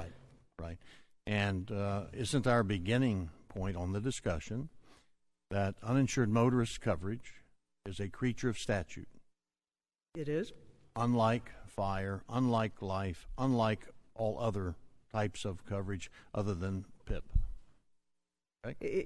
Yes, it is. And the UM statute, as decided by this court going back to Mullis, and you've been doing this work for, you're familiar with these cases, Salas, 10 cases say that the uninsured motorist statute is the reciprocal of financial responsibility laws. Yes, Your Honor. And it also says that you can't have exclusions, exceptions, and policy conditions that restrict or are more restrictive than what's required by the statute. It doesn't. We can't have exclusions that are going to exclude the coverage that's intended by the statute. But we can certainly have. We don't have no policy at all. We can certainly have policy conditions. And under the PIP coverage, insurance industry has full medical examination provisions in every instance as built in the statute. In PIP, I'm sorry, did you say in PIP, Your Honor? In right. PIP, they had the right to, yes. Yeah, right. I mean, it was written in from day one. The UM statute doesn't even have a provision for insurance company medical examinations, does it? It does not. And the UM statute is designed, according to our case law, to operate not as first-party benefits, but on the same basis as third-party. It stands in the shoes of the tortfeasor. Of the tortfeasor, but it is still first-party coverage. Well, our case law says that it is a contract. It may be a contract, but it is interpreted as it would be if it's a third party. It's a hybrid. It's true that the insurer stands in the shoes of the tortfeasor for purposes of whether there's liability and damages, but it's also a first party. The plaintiff has paid for the insurance. Well, sure, I mean, that's what we say, but it's in the nature of, unlike other policies, other coverages, I should say, it's in the nature of a third party. Relationship stands in that posture, according to our case law. Well, yes, well, once they get in litigation with each other, yes, that's true. Well, once the accident happens, not just once litigation, it is that once an event occurs, or the event that causes an uninsured motorist claim to arise, then at that point you are you don't have to have litigation, you are adversarial in your posture. No, respectfully, Your Honor, I don't agree with that because we have. Maybe you should read some of our case law that says that. Well, I understand it as when you're looking at the tortfeasor versus the plaintiff, but when you're talking about just the coverage, we've sold them uninsured motorist coverage, and this case is a very good example of the first thing we want to do is see. All right, I mean, it can't be that we get a call from our uninsured motorist insured saying, I was just in an accident and I have really bad injuries, so please send me a check for $100,000, and our obligation is to send a check for $100,000 or we're not in compliance with the statute. Well, nobody suggested that. Well, I'm saying there are certain steps that have to be gone through. But there is no provision in the statute to compel an insured by any company, it's not State Farm, any company, to send, for example, if you live in Lakeland or you live in Tallahassee, well, policy says you have to go down to Miami for an exam. There's nothing that authorizes that says that. But here we have. Let's just take this situation, this particular situation, which is there's an accident in June of 2006. At the time, the plaintiff was pulling out in a red light. She was stopped at a red light, is pulling out, and the car behind her bumps into her. Goes to the emergency room, no problems are found, no broken bones, nothing. We don't hear anything more in terms of any claim being made against the uninsured motorist. I think she got PIP and something from the tortfeasor. Well, you don't get PIP from the tortfeasor, you get PIP from his own carrier. Okay, but PIP tends to be $10,000 and under. There's no indication to us, in other words, that there's any kind of serious injuries involved here. Can I just stop you? It sounds like you're defending a bad faith case. And I thought we were here on the issue of whether, as a matter of law, by her not coming to a particular day set for a compulsory medical examination, she forfeits her uninsured motorist coverage. Isn't that what the case is? I mean, you may be right that the actions of the plaintiff justify the insurance company not immediately tendering their $100,000. And I'm not faulting her for those actions. I'm just saying that it was an unusual diagnosis that she came up with a year later. In other words, the issue here is whether by not jumping at the point that the insurance company said, come to a medical examination, she forfeits her $100,000 of uninsured motorist coverage. Is that not the issue here? Well, you can phrase it that way, but the way that the jumping might have been it's her not complying with the initial request. It wasn't just an initial request. Whatever it's with not coming at a particular time, because eventually there was a medical examination, correct? But there was also a medical examination set up by consent before there was a suit filed by consent with the plaintiff. Did she eventually have medical examination? About over a year into the litigation. Did you use the medical examination in defending this lawsuit? This is the problem. This is the problem. What we needed to find out at the time that the claim was made, just like if you're getting the telephone call, hi, I have really bad injuries, we need to find out, okay, what are the injuries? Because there is the bad faith statute sitting out there, and there's attorney's fees the second that anything goes into litigation against an insurer. Not on uninsured motorist coverage, it's not. If there's any kind of question over the coverage, if there's any question over the coverage, yes. Yes. When you file the case, it says specifically the provisions of 627-428 do not apply for actions brought pursuant to this section against uninsured motorist insurers, unless there's a dispute over coverage. Over coverage, exactly. And that's not the accident. This is what she's raised. But so the first thing that we need to find out is, what are your injuries, so that we have at least the opportunity to determine. But the thing is is this one that we should pay? Excuse me. She offered, the plaintiff in this case, offered to submit to the CME, 7 days after the scheduled examination. So what changed in 7 days that you couldn't have found out? You're telling us that we need a CME right now so we know what his injuries are about. She said no. 7 days later, she said, okay, let's do it.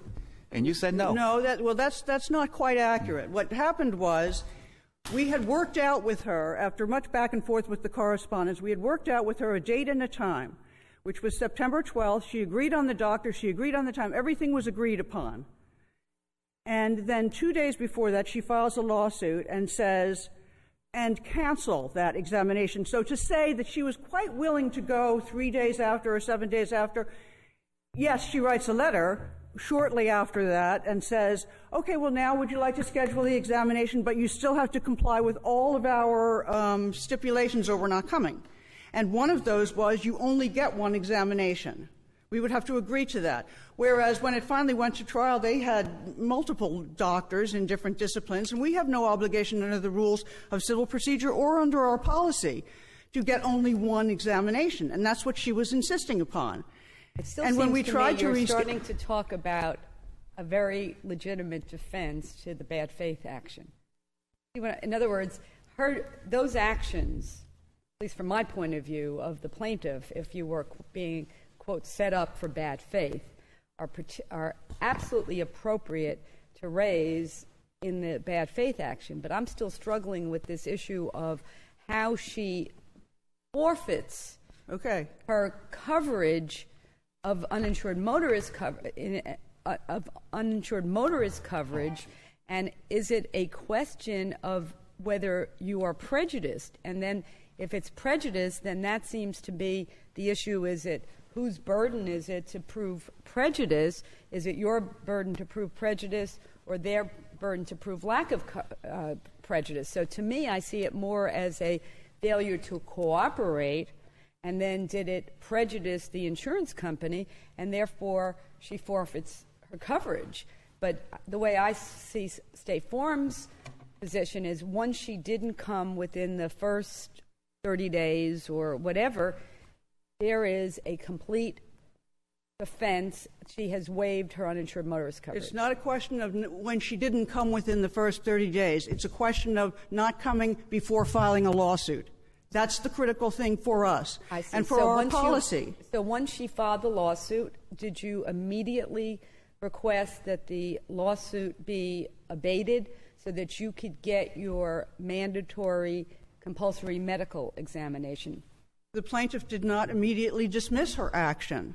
It's not for us to. I guess what I'm looking at is the Fifth District's opinion that it said, although current and prematurely filed suit, presumably because it would only result in State Farm never raised this argument, presumably because it would only result in the abatement of the claim instead of a complete defense.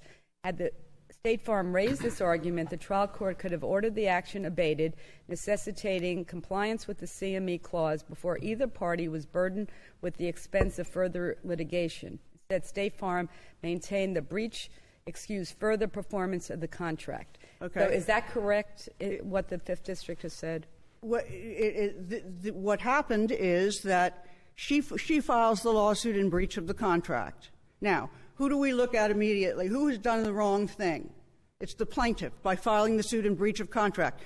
Why doesn't she dismiss the action? Why is it looking to State Farm to, let's say we had moved to abate it. She would have taken the same position she had taken in opposition to our summary judgment motion, which was, I don't think that I did, I don't think you should abate it. I think I did comply with the contract because all the conditions that I asked for were reasonable, so you should just deem me to have complied. And with that trial judge that we had, he would presumably have done the same thing he did with summary judgment, which is to say, no, I'm not going to abate it. I think that she really complied well enough, and you guys just couldn't agree on the conditions. Well, so there we are in litigation. Assume that there's a material breach. Why should the remedy be that there are no benefits due? I'm sorry, why shouldn't the remedy be? Why should the remedy be that there are no benefits due under the policy? Because I'm saying that there's different types of conditions in policies. And the reason that I'm saying the critical things here, and in every one of the cases we're asking you to follow, including the uninsured motorist cases, albeit not from this court yet, but are if the insured willfully refuses to comply with a condition, and the condition is one of the ones, and there are only three really, where the only person who has the information is the insured, and the only one who can provide it is the insured. We have these conditions designed before a suit's supposed to be filed, and hence the no action clause, so that let us get the information, and if we can settle your case and should settle your case, like here where it turns out she has RSD, she tells us that, we wanted to confirm it. We didn't get to confirm it till a year later. But our position at trial was not she doesn't have RSD. There was a question about whether it was caused by this accident, but that's because RSD is a difficult diagnosis and it's a difficult causal relationship. But The doctor that we had, Euricchio, is an RSD specialist, and if we had had our chance that our policy is designed to give us to resolve this before, then none of us are here. She gets the $100,000 that she paid the premium for. We're done with the whole thing. If State Farm is defending under a liability claim, does State Farm assert that it has the right to require that third party to submit to State Farm's exam before suit is filed? No, not on the liability policy. And where is the condition in the statute that says that you cannot file an uninsured motorist claim until you comply with a medical examination requested by an insurance company? There isn't one in the statute. Okay. All right. Okay. But I think that we can fill in with reasonable policy conditions, and I'm telling you that this is a sensible provision that's meant to do, that has a good purpose and a good intention. And the only where reason in the policy, yes, Your Honor. Where in the policy does it provide for forfeiture being the consequence of not complying with the CME request? The policy says that no action shall be brought unless there has been compliance. Okay. Until there has been compliance with the policy terms. Okay, it says that, but where does it say that you're going to forfeit all benefits from the policy unless you comply? It doesn't say that. That's how that clause has always been interpreted, including by this court, starting in the Southern Insurance versus Putnell case from 1909.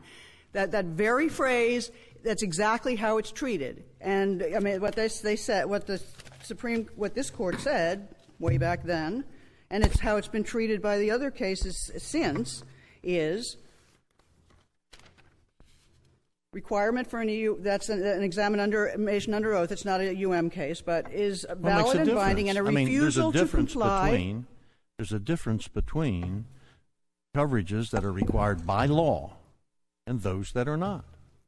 And there's never been a case, a UM case, that says that the insured forfeits all uninsured motorist coverage contrary to a statute because they don't comply. There's never been a case that said that, or a Supreme Court case? Supreme Court case. Okay, well, we do have one from the 3rd District, and well, we I have one from understand the it's an 5th. outlier. I mean, it's one that doesn't even mention the nature of uninsured motorist coverage, and it uses fire cases and life insurance cases. I'm well aware of those cases. Okay. Well, the question is... Well, you as a very, very respected and a very experienced insurance defense advocate and lawyer, you're a great lawyer. Don't you agree there's a difference between fire policies and life policies and uninsured motorist coverage? I do. Okay. I do, but I also think that there are reasons for policy conditions that... And remember that any of these conditions that we have, or any terms of our policies, have to be approved by the Insurance Services Office by statute. I think it's 627-410 or something. We're not allowed to have any provisions in our policies that haven't been. The issue isn't whether it's a lawful provision. The issue that Justice Labarga asked you, and I'm sure you answered it, where in the policy does it say that the result of not complying is a forfeiture of all benefits? And that's what Judge Lawson was talking about, whether that State Farm was the master of its own contract. So it's not a question of whether it's a lawful provision. Nobody's contesting that. The question is whether even a material breach of it mandates, as a matter of law, forfeiture of all uninsured motorist benefits. Well, quite separate and apart from what type of policy it is, the language that no action may be brought has been held by this court in the Southern Insurance versus Putnell case. A no-action clause means that if you breach the policy condition in question, then the no-action clause will, if you breach it and file suit anyway, under the no-action clause, you forfeited your benefits for that loss, for that particular loss. But if I may, there's nothing sinister or ill-intentioned about these policy conditions. And well, let me ask you about just the language. And I understand what you say about Putnell. I actually tried to read that, and I did read it. It's like going into a different time. But the language itself in the policy doesn't suggest forfeiture, does it? Because it is a temporal reference. It says until. Now, that might suggest that the lawsuit gets dismissed, and whatever happens as a consequence of that happens, and then when they comply, then they can file again. But why isn't that language until? Why shouldn't we consider that to be significant? Well, if you want to recede from or change Putnell, I'm just telling you that that's what Putnell said, and so that's how everybody's been governed ever since. If that's how that condition is interpreted, and it has been, it's because it's otherwise you're just saying it means nothing. It's like the insured just go ahead and breach and file suit, and it's not going to mean anything. You don't have a cause of action against us. You've agreed you won't bring one unless you give us a chance to do our job. Dismissal of the lawsuit would not be nothing. I understand your view that you suffer prejudice once the lawsuit is filed because you've been dragged into court without the compliance with that condition, which is a prerequisite to their ability to file suit. Correct. And so there has to be some consequence for them filing suit anyway. And if it's not going to be, what it is you do it at your peril. That's exactly what this court said in Putnell. If you want to just stand on what you think your rights are and file the suit anyway, then you do it at your peril. But here, if we had been given the chance, that's really the point is, you insured are the only one who has the information. It's like examinations under oath for that reason. You're the only one who knows the truth of what's in your head. With your physical condition, you're the only one who can give us that. We asked you for it. Your policy says that you will give it to us, and you don't. So if you willfully breach, why are we worried about forfeiture? If you don't want to forfeit, don't create a forfeiture. Just do it. There's not a problem with. It's not an unreasonable. No one has contended it's unreasonable. We need to know what's wrong with you so that we can know whether we should give you the money. You're out of time. You'll have 1 minute for rebuttal. Thank you. May it please the Court. My name is Gary Farmer, and I'm speaking on behalf of the respondent, and this is Mr. Alpizar with me at the council table. I want to respond to the characterization of the holding in Putnall because, as I understand counsel's argument, she seems to be saying that case alone is authority to impose a forfeiture simply because of the violation of a policy condition. The truth of the matter is that not only is it a fire insurance policy, structural insurance, but the court was at pains at several points in that long-winded opinion that goes through declarations and rejoinders and all of that other stuff that I've long since forgot what it meant. Nevertheless, if you wade through it, you'll see at 2 points in the opinion they point to the specific language of the Putnall policy, which said at the very beginning, no benefits are payable under this policy unless the insured has done this. That is to say, given an examination under oath. It says nothing about a compulsory medical exam. The court cited a mid-19th century United States Supreme Court opinion which talked about the importance of that particular provision in fire insurance policies because of the arson and all of the other things that could go on. So if you really want to read Putnall according to its holding is that where the carrier has taken the time and effort to put into the policy a specific consequence for noncompliance with a policy condition, we will enforce it, even though it means no benefits are payable under the policy. So they could. Your position is, if they did it, they could do it lawfully and not be in conflict with the uninsured motorist. Well, that's another story, but we haven't gotten to that. What I am saying, though, is they could have provided another lesser form of remedy for a violation of that than the one that they seems to apply in the policy. Which but why isn't it lesser to say that no action will be filed until that happens? I'm not quarreling with that. That is, but what is the consequence of filing the action anyway? They could have had some consequence specified in the policy. What should be the consequence? The action will be abated or dismissed. You'll pay us the cost of having to go into court and raise this issue. And what happened in this case? In this case, none of that happened. They decided right off the bat, the minute that she did not appear for the September 12th CMA and was not going to appear for the CMA on September 12th, their immediate position at that point was reservation of rights, no coverage, you were out of here. In fairness to State Farm, this wasn't about the $100,000. What was the verdict in this case? A little over $4 million. This was about, in my view, both parties posturing for the subsequent case. I'm glad you said that, because let me agree with you. It is about both parties posturing, whereas the comments of the judges in the 5th District were focusing on only one side posturing.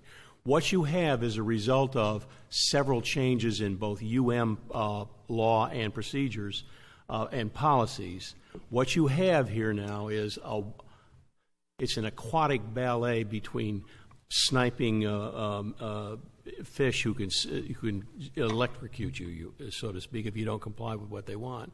You have on the one side the insurance company, which went out and got a notice requirement dropped into the bad faith law, requiring that plaintiffs, if they're going to claim a bad faith, they have to give a notice at some special period of time and have to give them 60 days to comply, and that had never existed before. There's nothing wrong with that. Let me finish, though. Okay. You sound like that's a sinister thing. No. What I'm getting at is the way it's being used and being employed. They then start dropping into their policies the CME requirement. Let me point out something to you. They were doing CMEs in cases and liability insurance cases for a long time in the state without any provision in policies for them, because Rule 1.360 had been interpreted to give them an absolute right to that. That was never a problem. So why are they putting them in their policies and saying you can't sue us until... Before a lawsuit was filed, if they didn't have it in there, was there an absolute right for them to have it, for the insurance company? No, there wasn't. But what is wrong? What is wrong with a provision that allows the insurer to fully evaluate the claim and have a medical examination? None. I'm not fighting you on that basis. I'm not fighting you on that basis. I absolutely agree with you. Is it your position that condition in the policy is invalid because it's inconsistent with the uninsured motorist statute? No, sir. Absolutely consistent with you.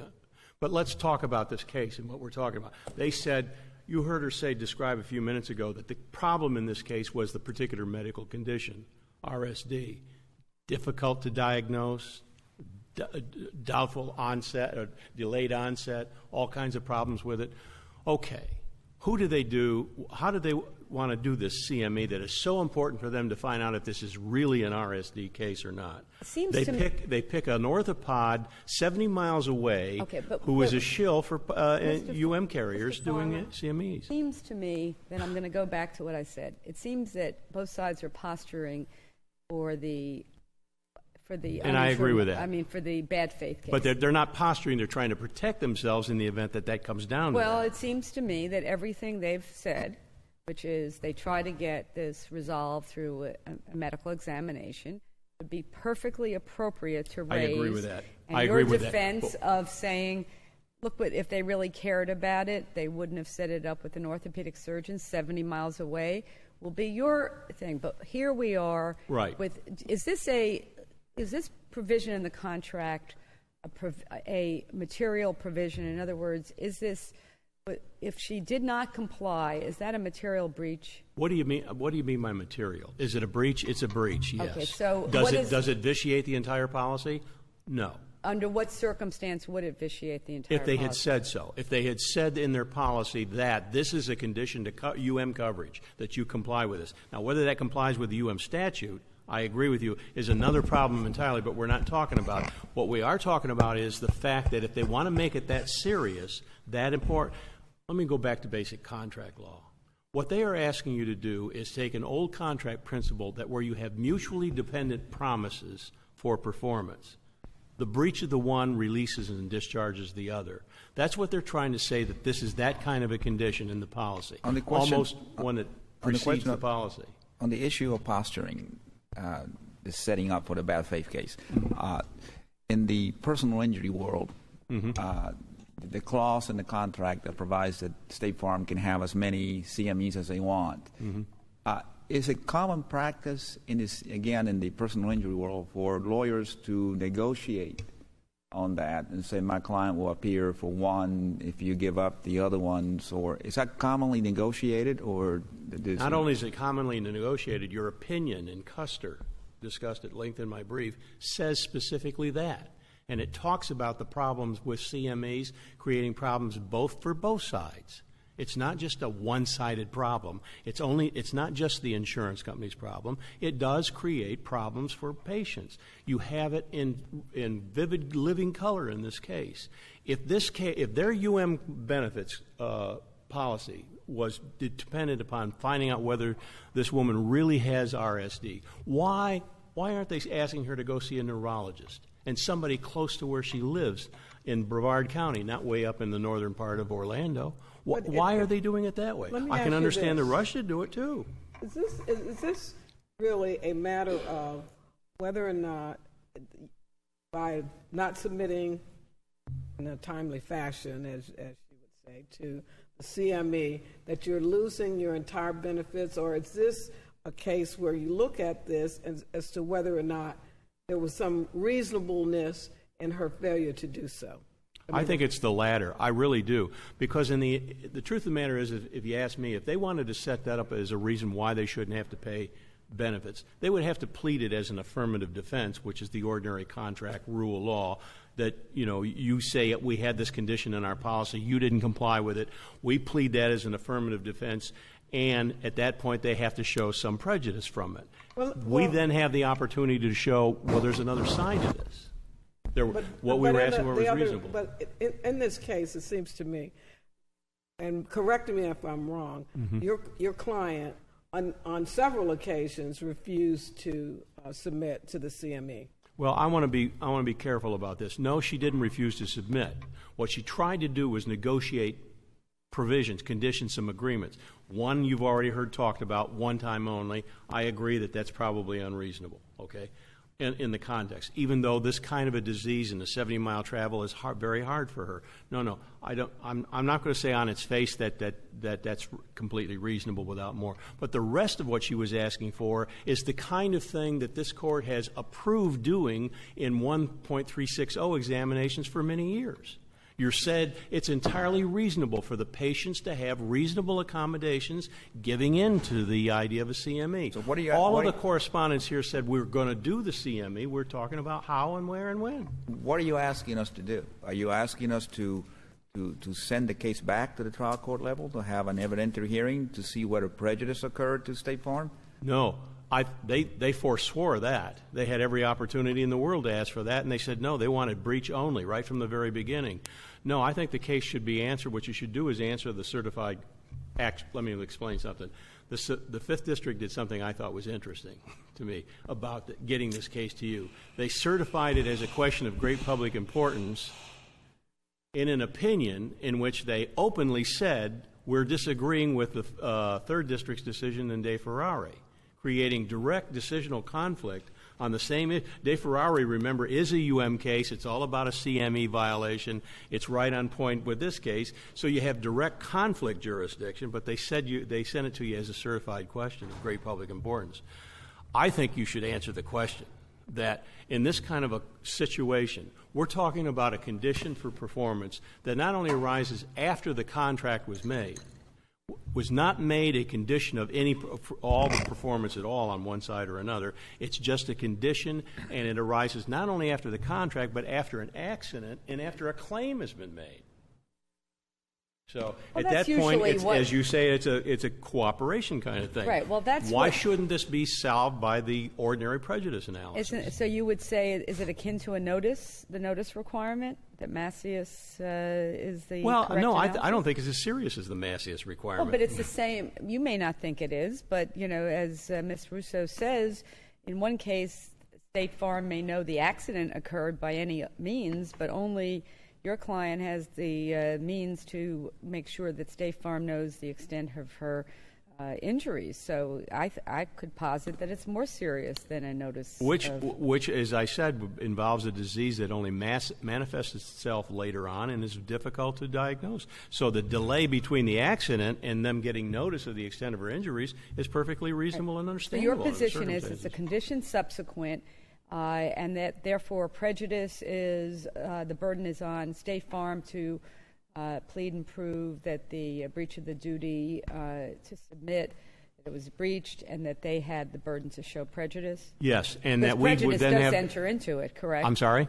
Prejudice is part of the They would analysis. have to show prejudice, yes. Now, And then we would have the opportunity to rebut that. Now, and show what that. the 5th District said is that the way the State Farm failed to meet its burden, and as the issue was framed and presented, he properly determined that no forfeiture of coverage had occurred. State Farm made no assertion of prejudice in its pleadings or arguments.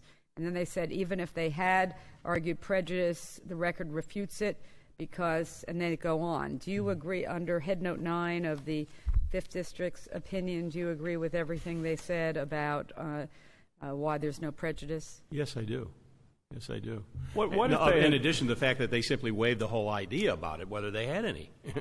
the determination of the trial itself was that your client was entitled to the $100,000 of benefits. Yes, right. That was basically what was decided. It would seem that the prejudice to the State Farm, I guess, had they chosen to assert it, would have been the cost of the litigation itself, their attorney's fees and costs. Up to the point where they got their CME, which was not that long, and all I'm going to tell you really is they have never suggested that in the delay in doing the CMA change the diagnosis. It seems like if they're in a trial that they have to see through the end of the trial in some way, given their strategy and litigation. It's once they're in, until they see a way out. Attorney's fees, cost of defending. I mean... So you would disagree that they would be entitled to attorney's fees and costs that's the prejudice piece? No, I'm suggesting that's a set-off maybe of damages. They could be reduced to the $100,000 obligation that they owed the client. When did the examination occur? Well, I think Ms. Russo was correct. It may have been about a year after the suit was actually filed, but in the meantime, nobody was pushing to having it done any sooner. In other words, anyway. after the lawsuit, I just want to make sure, after the lawsuit was filed, which was, I thought there was... August of 07, I think. State Farm, after the lawsuit was filed for a year, did not ask for a... Once they said the policy was revoked, was over, no coverage, that was their position in the case. Did they ever offer the $100,000? Well, that I don't know about. Hard to sue. And I'm not sure why I don't know it, but I don't know. Let me just say this: after the case broke down in September of 07, and they declared that the policy was no longer provided any benefits, it was forfeited. The next thing that had to be determined was the whole question of whether there was a forfeiture of the policy benefits.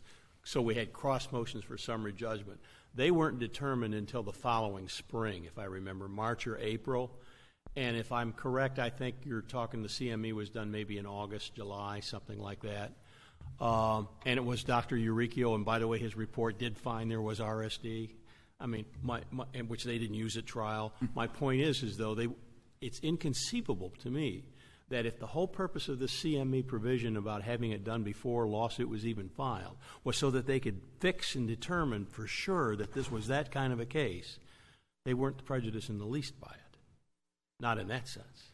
Now, in defending, as Judge Kennedy points out, I don't have an argument for that. I've thought about it a great deal. I don't have an argument for it other than to say if you deem that prejudice, that a liability insurance carrier had a problem in defending a liability case of some kind, if you think that's a real problem, the only thing it is the cost of the defending. Mm-hmm. Well, but the point is, if they have a contractual right for the insured to take a particular action and the insured doesn't do it, and that causes them to have to be subjected to a lawsuit that they would otherwise have avoided, that's not, I mean, there should be some remedy for them for that. Shouldn't there? $1. Yes. You can, well, yes, $1. There can be a remedy. Is that meant to be a joke? No, because so $1. Because that's their prejudice. That's a traditional contract remedy for a de minimis breach of a condition.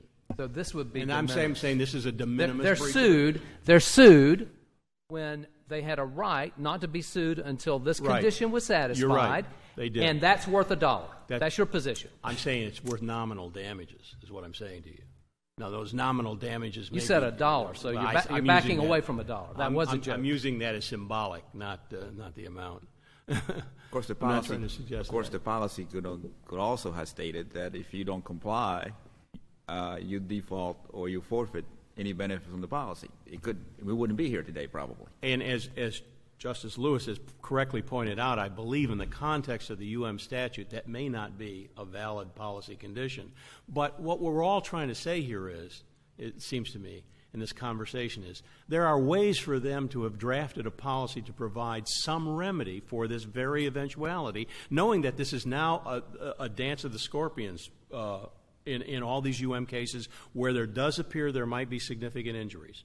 That's exactly what's going on with all of them. The plaintiffs are worried about getting knocked out of court because they didn't comply with the bad faith statute and do all the other things that they're supposed to. They're worried about we're not going to be able to get we need CMEs done. We need them done right away.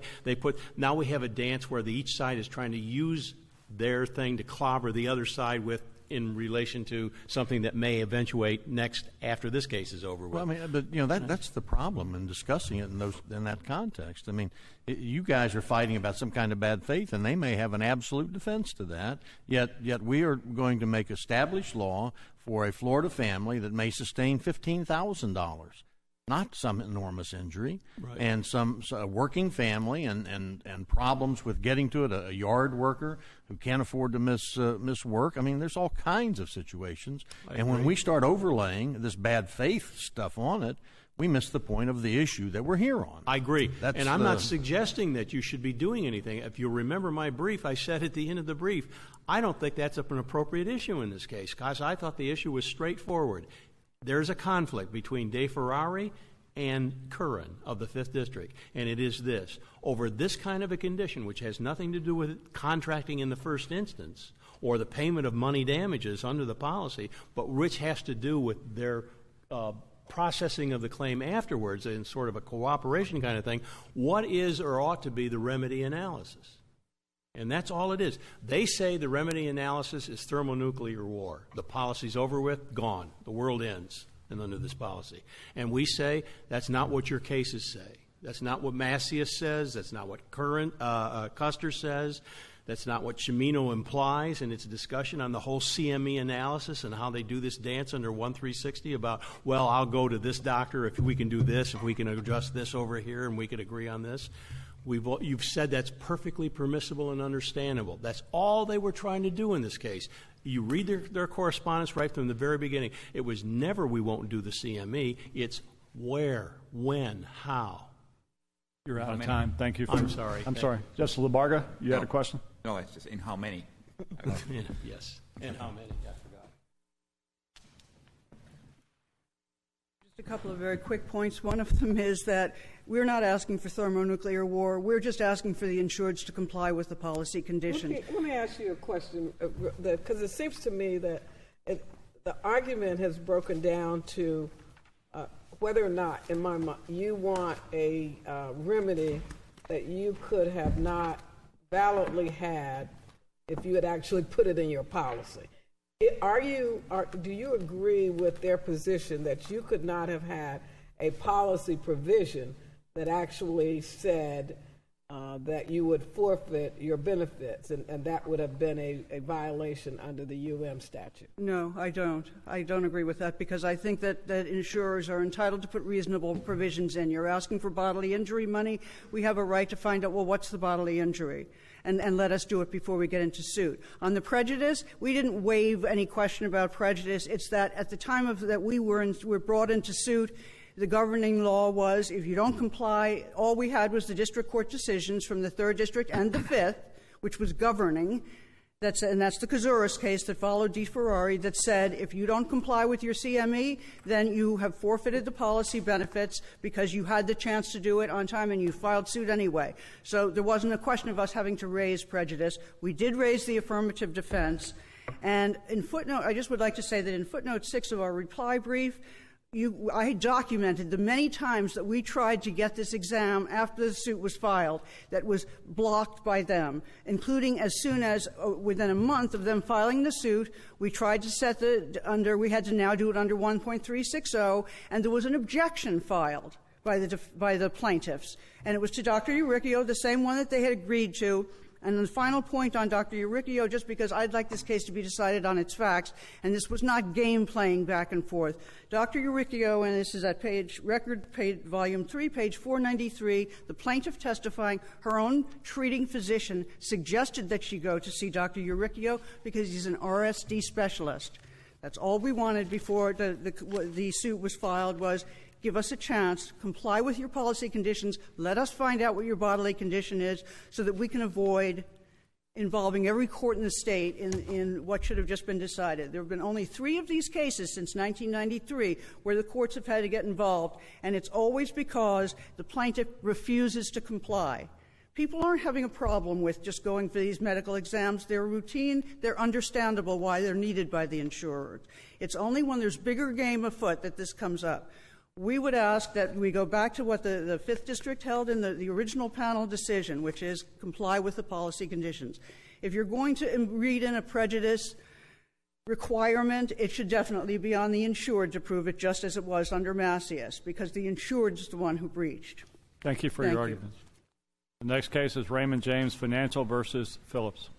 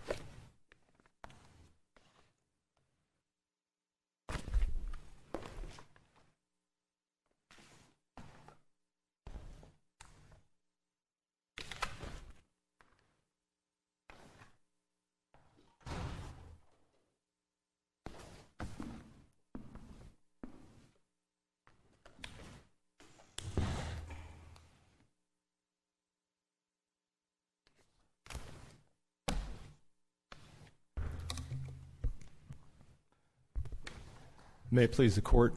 My name is George Guerra. I am here today with Dominique Heller, my co-counsel, on behalf of Raymond James Financial Services, the petitioner in this action, asking the Court to reverse the second DCA and to answer in the affirmative the question it presented. Now, can I ask you a question about the question? The question presumes that the arbitration agreement does not incorporate the statute of limitations in Florida. Do you agree or disagree with that the contract does not control the answer to this initial question? Your Honor, I do have an issue with the question, and I do disagree with the proposition that the contract does not incorporate the... I mean, this is a friendly question. It seems to me that there is a very sensible reading of the contract. Correct. That incorporates the statute of limitations of Florida by saying any time barred claims are ineligible for arbitration. Was that argued below? It was, Your Honor, and in fact, the fact that this Court and other courts of this state have held that language similar to the language in this contract does in fact incorporate the statutes of limitations is one of the primary reasons we believe this Court should. It would be hard for me to believe that with everything else that's done in arbitration that the intent isn't is to give an open-ended agreement to file the claim whenever you so deem, not you, but the agreed party. Right. And I think that's absolutely correct. I mean, that's one of the fundamental issues that's presented by the Second District's ruling is that there really is no legitimate way to harmonize the notion that the policy or that the intent of Chapter 95. Well, you keep on you're going back to 95, but so you're saying you still have to decide whether it's a proceeding, whether that is intended by the statute of limitations. Well, no, actually, that's correct. I mean, we don't have to get there, and I think that's maybe what the point really is ultimately. The contract does incorporate Chapter 95. It doesn't make sense to suggest that if you go to arbitration, all of a sudden you don't have the rights that are part of 95 because the contract specifically says this contract and all the rights of the parties pursuant to it shall be governed by the internal laws of the state of Florida. Chapter 95 very clearly is part of the internal law. Well, I guess then we get back to this Chapter 95, then maybe we do get to the question, does it incorporate arbitration proceedings within the plain language of the statute of limitations? It does, and I think it's so maybe it has to. What I guess I'm saying is maybe you have to reach that anyway, because it's only applicable if the state of Florida intended for arbitration proceedings to be subject to the statute of limitations. Well, correct? And it is a bit circular, but I think if one starts with the proposition that this contract, and looking at this contract, which is I think a fair way to analyze it, does incorporate Chapter 95, does specifically say no claim shall be eligible for arbitration if it would otherwise be, and I'm paraphrasing now, if it would otherwise be barred by the statute of limitations, that is a successful incorporation of the statute of limitations. Well, doesn't this case really come down to whether, and I'm going to phrase this question carefully, an arbitration proceeding is a proceeding? I think that's a very fair question, and I thought think you would. Opposing counsel won't like that formulation, but again, when I say arbitration proceeding, I'm not alone in saying that. That's in the statutes, right? It is in the statutes, Your Honor. This very court has referred to arbitration proceedings in a variety of instances, including even in the Miley decision, which has been the center focus of this case now for some time. In its analysis, the court referred to arbitration proceedings. And so there's no question that an arbitration proceeding is no different in the sense, in the way that the term proceeding is used. Well, now, and the statute uses the term, does it say action and proceedings, or what's or civil action or proceedings? It does. Civil action or proceedings. So there must be, doesn't an inference arise that it must be talking about something there when they say proceedings other than actions? There's some distinction in mind, correct? Absolutely, and a more expansive expectation, really, based on the fact that if it's not that, then, as the second DCA determined, if it's not, if it means the same thing, then it's as civil action, then the court has effectively created a redundancy, or in fact limited the statute in a way that. Except that it says, let me read the rest of it: a civil action or proceeding, called action in this chapter. What does that mean? It means that it has now, from that point forward, defined an action to include any proceeding as well. Okay, so there's not another place, but aren't there places in the Florida statutes where arbitration is referred to as a proceeding? There are.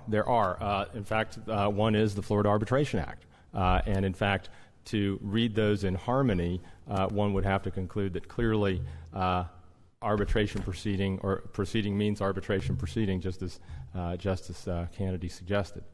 Okay, so tell me this. Where is it that the second district went wrong in saying that the statute of limitations were not applicable to arbitration claims?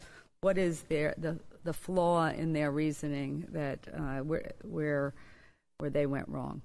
Well, I think they went wrong in a variety of places, to be quite honest, Your Honor.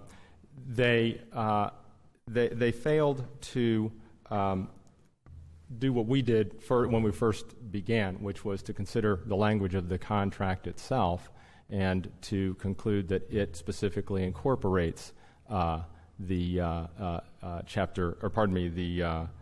specifically incorporates the statute of limitations. They, I don't think, considered correctly the notion that incorporating the term judicial before the term proceeding actually did limit the statute, and as a consequence impermissibly changed the meaning of the statute. We also believe that the second DCA didn't properly consider the legislative intent or determine what the legislative intent was, and harmonize or effectively determine how it was that the legislative intent behind Chapter 95 could possibly be different when parties appeared in arbitration versus in a state court or a federal court proceeding. Is this a national contract or just a Florida arbitration agreement? Well, in fact, Your Honor, this contract is now so old, I'm not sure it's either, but ultimately, I do believe that this is a contract that is used throughout in different parts of the country. Except that it says Florida law applied? Correct. So they wanted everybody arbitrating in the United States was going to be subject to the interpretation of Florida law? Well, I think that the answer to that is probably yes, Your Honor. Whether or not that is today an enforceable provision, of course, this goes back some time. Not only has the law evolved, but the company is a Florida company, and the company's presence largely exists in Florida. Now that's not true anymore, but it was. So because I was going to ask you, around the 50 states, do other states have a statute of limitations that specifically refer to arbitration proceedings in their statutes of limitation? There are some, and in fact, the statutes vary. And the second DCA relied on the Washington statute and a Washington decision, the Broome case, and effectively seemed to rely on that. Now, one of the fundamental problems was in relying on Broome and any of the other states is that those states do have different statutes. The only one that we've identified that has language similar to the Florida statute is the Pennsylvania statute, and the one case that we found that actually treated this issue actually found as we believe this court should find, and that is that a proceeding clearly encompasses an arbitration proceeding. We have had many cases recently that talks about the supremacy of the Federal Arbitration Act. Is there what are the implications for the federal, anything as far as how we interpret this, whether the statute of limitations applies or doesn't apply, that conflicts with the Federal Arbitration Act? Yes, Your Honor, there is, and specifically it involves the congressional intent behind the passage of the Federal Arbitration Act. The Congress passed the Federal Arbitration Act in order to ensure that there was no longer the historical hostility against arbitration that once existed. And the case law that has followed has clearly found that when any statute or law conflicts with that objective, then it is preempted by the Federal Arbitration Act. There isn't anything specifically that has been ruled on that says, for example, if the parties agreed that it was open-ended, that the arbitration could be filed at any time, that's not contrary to federal law, is it? No, it wouldn't be. But what is contrary is the notion that the rights of the parties in arbitration are different than the rights of the parties are in a state or federal court. And that fact makes it, and because this is, of course, a contract that involves interstate commerce, that makes it violative of the Supremacy Clause, and also it preempts the Florida statute. Well, in a normal, I don't know if you can even answer this, but generally in these agreements that call for arbitration, and they specify one state law over another, is there normally or generally a separate provision about statute of limitations?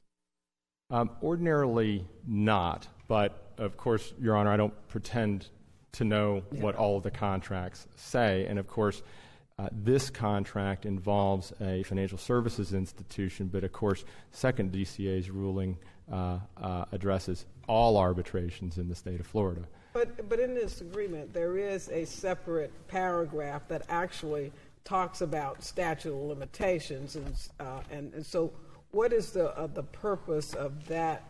We have the section that says that Florida law is applicable, and then you have that section D, which specifically talks about statute of limitations, and so why was that section of it necessary if we already are talking about Florida law is applicable? Well, I think it relates to the presumption that the parties entered into the contract with, which is not only that the substantive law of the state of Florida applies, but that specifically the statutes of limitations are not intended to be preempted, waived, or otherwise changed by any language of the contract. And I guess the other important point is that that provision has no meaning if, in fact, the statutes of limitations don't apply, because clearly there would be no reason to include that provision. Doesn't it also include the determination that a court rather than an arbitration panel will be making this very decision? This contract actually gave the option to the parties, and if either party chose to exercise, and I should say in this case the respondents, the claimants in the arbitration, exercised that provision.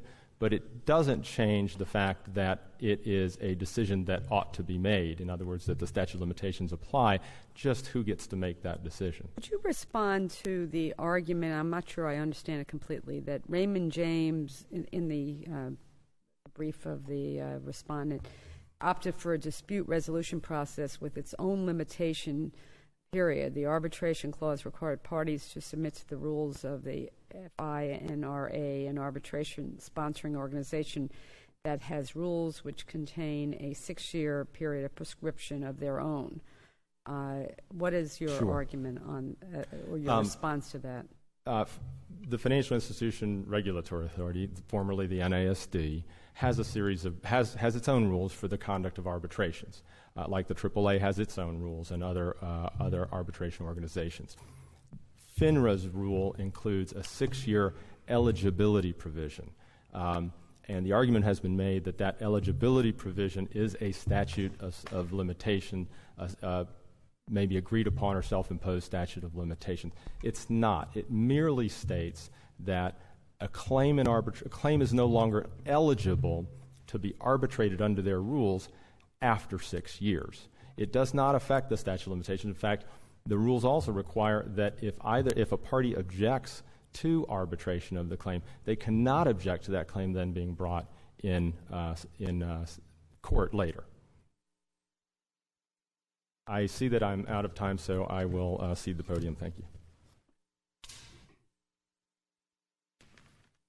May it please the Court, I'm Robert Pearl. I represent the respondents in this case, and I find it fascinating that we are here today discussing statute of limitations in an arbitration case when traditionally this Court has ruled that that is the province of the arbitrators. And so we are now in a position where the Court is asked to declare what the Florida law is, where normally arbitrators... Doesn't the parties' agreement say that? Excuse me? That you take this...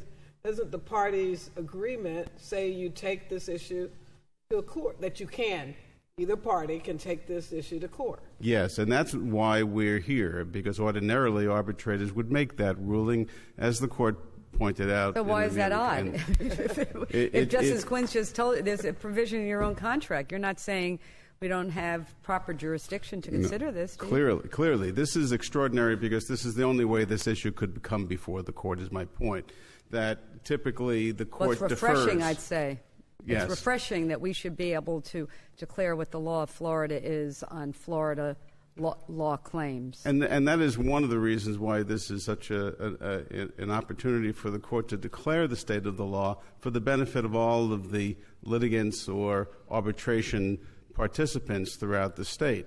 Otherwise, we are left with some lower court interpretations or no interpretations, which arbitrators then have to determine whether they are bound by or not bound by. That's a good thing. It's a good thing. You just want us to affirm the second district. Clearly, you would like it if we agree with you, but clearly. But I'm also asking the Court to do what the Court has announced is its policy, which is to enforce the agreement according to its terms. And what we're asking the Court to do is declare, as the parties have agreed in this contract, that the Court will determine the applicability of the statute of limitations, and that's why we're here.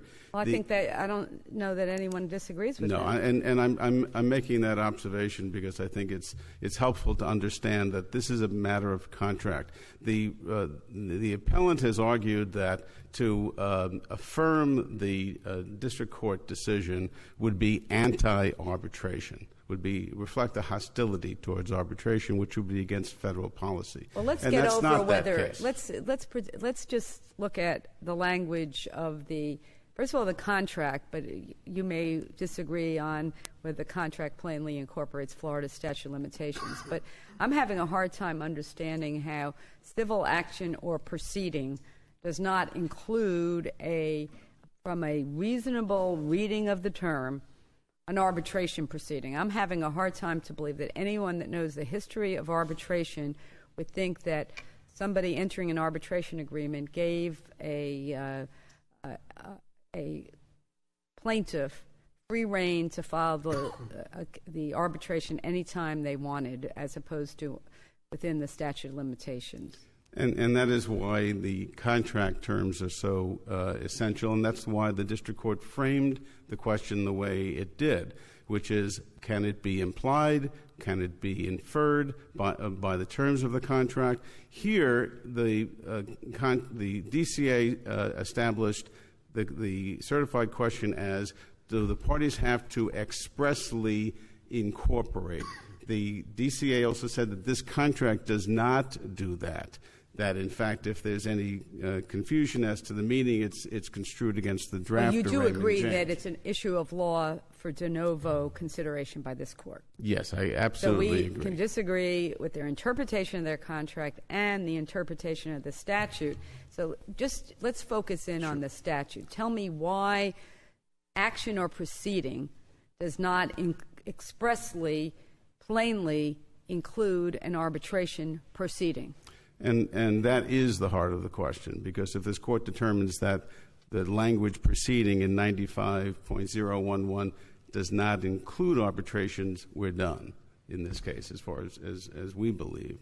And it does not include proceedings. We've gone at length to explain the legislative history here, the fact that there is no record at all of the term arbitration being considered by the legislature when the statute was reviewed and the law revision. You've got a term, proceeding. And I'm looking here at Merriam-Webster's Dictionary of Law because that's what I happen to have on my iPad. And it says, proceeding, a particular step or series of steps in the enforcement, adjudication, or administration of rights, remedies, laws, or regulations. Now, an arbitration would seem to come clearly within the scope of that. That's what an arbitration is. It's a series of steps or a step in the enforcement or adjudication of administration of rights, remedies, laws, or regulations, depending on what the subject of the arbitration is. Why isn't that plain meaning? And the meaning of it here is not, in this particular dictionary, is not going to be that different than in, I think, probably in Webster's International Dictionary or any series of dictionaries. So tell me why, given that plain meaning, that accepted usage of that term, the Second District could possibly be right in the way they've interpreted it. Because the term proceeding, as defined as you've just identified, is only one definition. In fact, the Florida legislature has defined the term proceeding differently.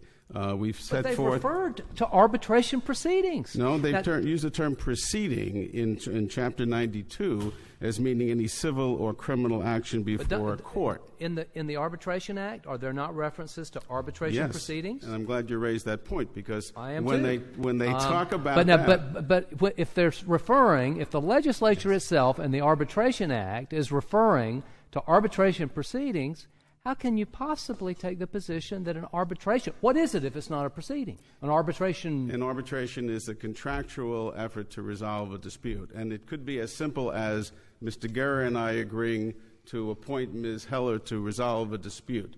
We could have an agreement on a piece of paper, and we would say we appoint her the arbitrator. Now, does that itself constitute a legal proceeding or a proceeding under the statute? Well, the legislature must have thought that arbitrations, what happened in arbitration, are arbitration proceedings because they referred to it as arbitration proceedings. Am I wrong? Yeah, because in the arbitration code, the term civil action or proceeding is used, and it's used to describe the proceeding to either enforce or to vacate an arbitration ruling in court. That's where it's found. And it is not intended to... So they never actually refer to arbitration proceedings. No, they use the term arbitration proceeding as the in-court proceeding and not a separate private resolution, dispute resolution. I think the context here is also important in that this agreement is an industry agreement. Mr. Guerra and I practice in the world of FINRA arbitration, and the difference between arbitration and court is pronounced. We don't have normal appellate rights. Great deference is given to arbitrators. We don't have jury selection. We don't have normal discovery. The rules of evidence are relaxed. There isn't normal motion practice. I guess and the point of all of that is that everything that a victim of securities fraud, if they agree to arbitrate, have are lesser rights than somebody would have in a court of law, it correct. Sounds to me. That is correct. So now you're saying the only right that actually you have greater rights than if you were in a court of law is that you can bring the action anytime you want. No, and that is because Mr. Guerra responded to your question, Your Honor, regarding the 6-year eligibility rule. When this contract is drafted by Raymond James, there is, in the background, a 6-year eligibility rule. And eligibility for arbitration means that if it's not brought timely, then you can be dismissed in arbitration. But according to the NASD arbitration code at the time, there is then a concomitant right for you to launch a lawsuit. You and the parties agree by this code of arbitration that the lawsuit can be brought without prejudice because you brought an arbitration, but then that's governed by the statute of limitations. So there's a fallback. And the drafter of this agreement knows that, so that when this a unique agreement is prepared, it's done in the context of FINRA arbitration, just as though the parties can incorporate a longer or a shorter statute of limitations by agreement. There is nothing in the legislative history here that evinces an intent by the legislature to include arbitration as a term intended to be covered by the word proceeding, and it is just as likely. If you're correct, then it seems to me, why would you need to have both the word action and proceeding? Because if you're talking about something brought in a court of law, to me, action would cover it. Because so action, why do you have the two terms? Seems to be writing that proceeding out. Because action is a term that means a lawsuit by a plaintiff against a defendant. A proceeding traditionally is something that can be administrative. There are two parties in the proceeding also, right? Excuse me? There are two parties in the proceeding also, correct? Yes, and there's illustration that Chapter 95 provides, such as proceedings brought by municipalities or government agencies and so forth. So the question is, by including the word proceeding, and we've given the legislative background here, is there any indication that the legislature intended that to include all arbitrations of any kind anywhere in the state of Florida? So and there's nothing to suggest that. Why would it be excluded? I mean, it just seems to me that there's no delineation of everything that's included in that word, and the mere fact that arbitrations may not have been mentioned does not mean that arbitration is not included. Because this court's role with respect to statutory construction is not to add language that the legislature forgot to include. It just seems that, I guess, that the Washington case that you rely on, the statute of limitations, in that case, specified actions only. Correct. So actions or proceedings in normal statutory construction indicates a broader application. And are you so what is your argument as to what proceedings mean? It only applies to what? It applies to judicial proceedings, well, isn't that civil an action, proceedings. In section 682.07 in the Florida Arbitration Code, it says a party has the right to be represented by an attorney at any arbitration proceeding or hearing under this law. A waiver prior to the proceeding or hearing is ineffective. Okay. And that is clear, Your Honor, that the legislature knows how to use the term arbitration proceeding when it intends to include that within its definition. Here, it didn't use arbitration proceeding. So you're saying it had to include the word arbitration in the statute of limitations? And because it didn't, were this court to do that, it would be in effect adding statutory language. So if which somebody had doesn't to, exist. what about an administrative hearing? Somebody tries to initiate an administrative hearing, it's outside the statute of limitations. They got to include that too? Well, that's the problem with using the term proceeding to mean just about anything. Well, it's not just about anything. It's some kind of legal proceeding. I think in the words used by the legislature, by case law, I think arbitration, whether in federal or Florida law, it's common to refer to arbitration proceedings as just that. That's what they are. And if that was the legislative intent, that we would know that. In fact, this it says in that statute that the Chief Justice just read to you, the legislature is saying that what happens in an arbitration is a proceeding by putting those words together. They don't have to put it in the statute of limitations also. I respectfully disagree. It mystifies me. Yeah, I respectfully disagree. In fact, in this court's decision in the Mealy case, looked at the legislative purpose behind the statute. But there's nothing ambiguous about the term proceeding. Why is that an ambiguous term in this context? Because arbitrations are not proceedings. They are the private whole world enforcement. Says that they are, but you say they aren't. Well, they're not according to the normal parlance, and there are different definitions, such as the one I just read, which doesn't describe it as arbitration at all. Okay, you said something earlier that anyone could contract to have a shorter statute of limitations. Yes. Are you aware of 95.03 Yes, that says that you cannot set a lesser time than provided by the statute of limitations, that it's void? And that's correct with respect to any action. The language action appears right in that statute.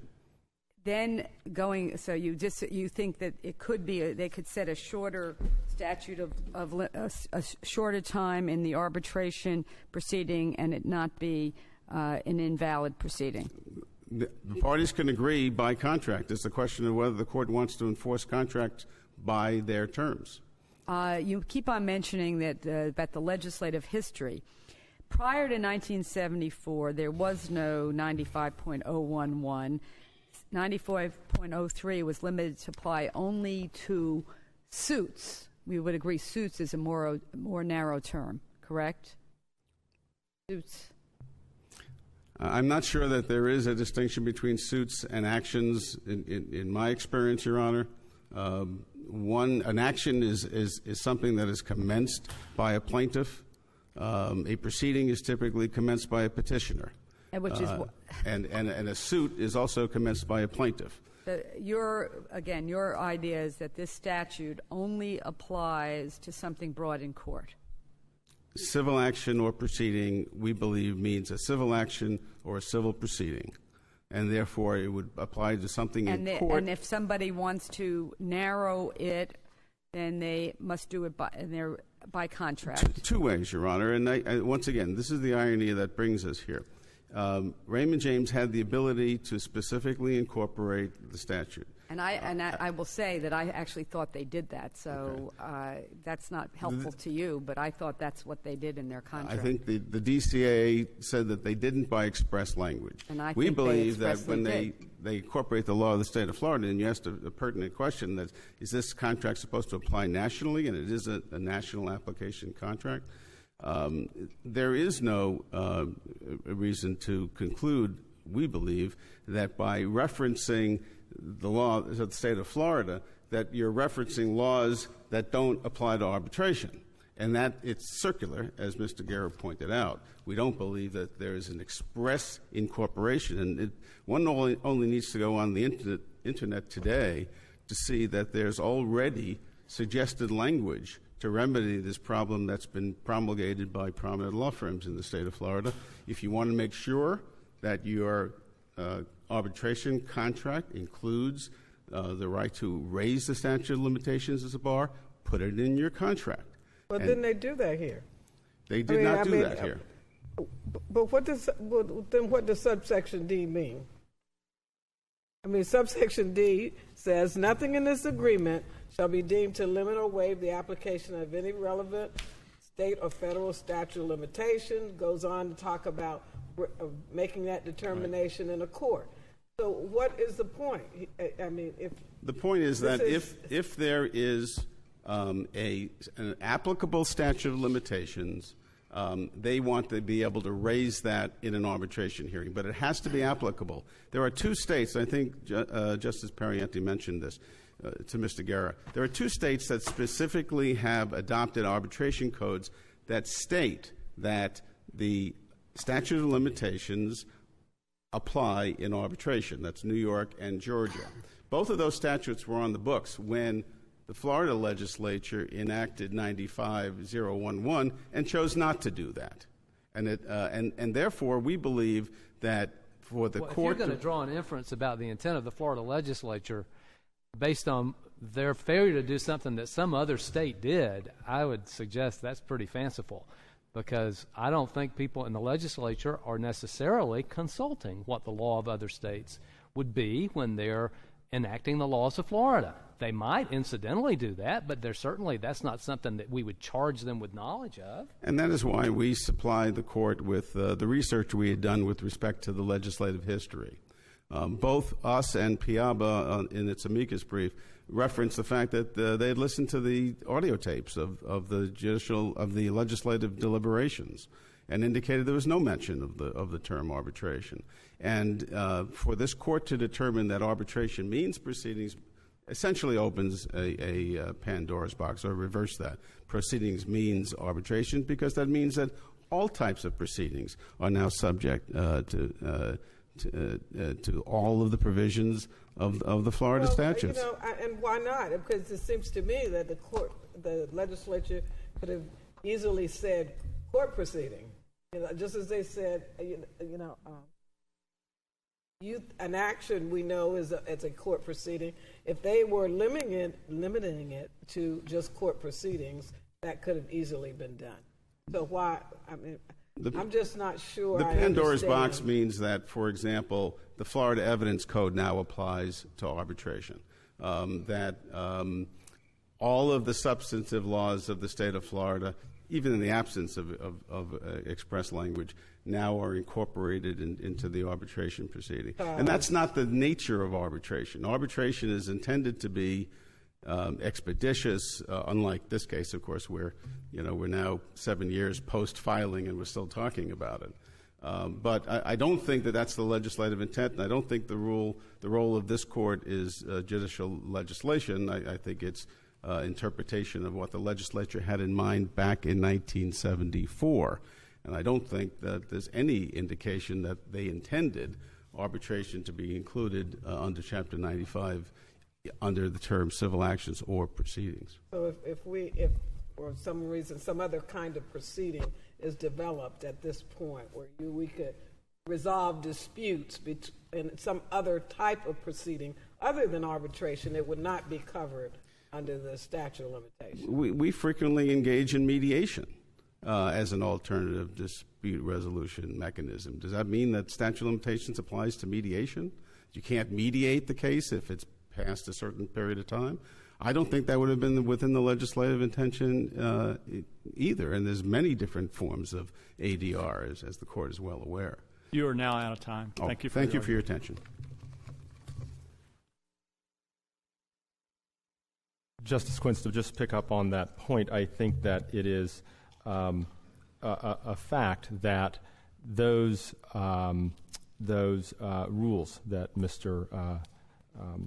Pearl referenced would never apply. I mean, this notion of this Pandora's box that somehow either in mediation, well, let me first address the issue of mediation.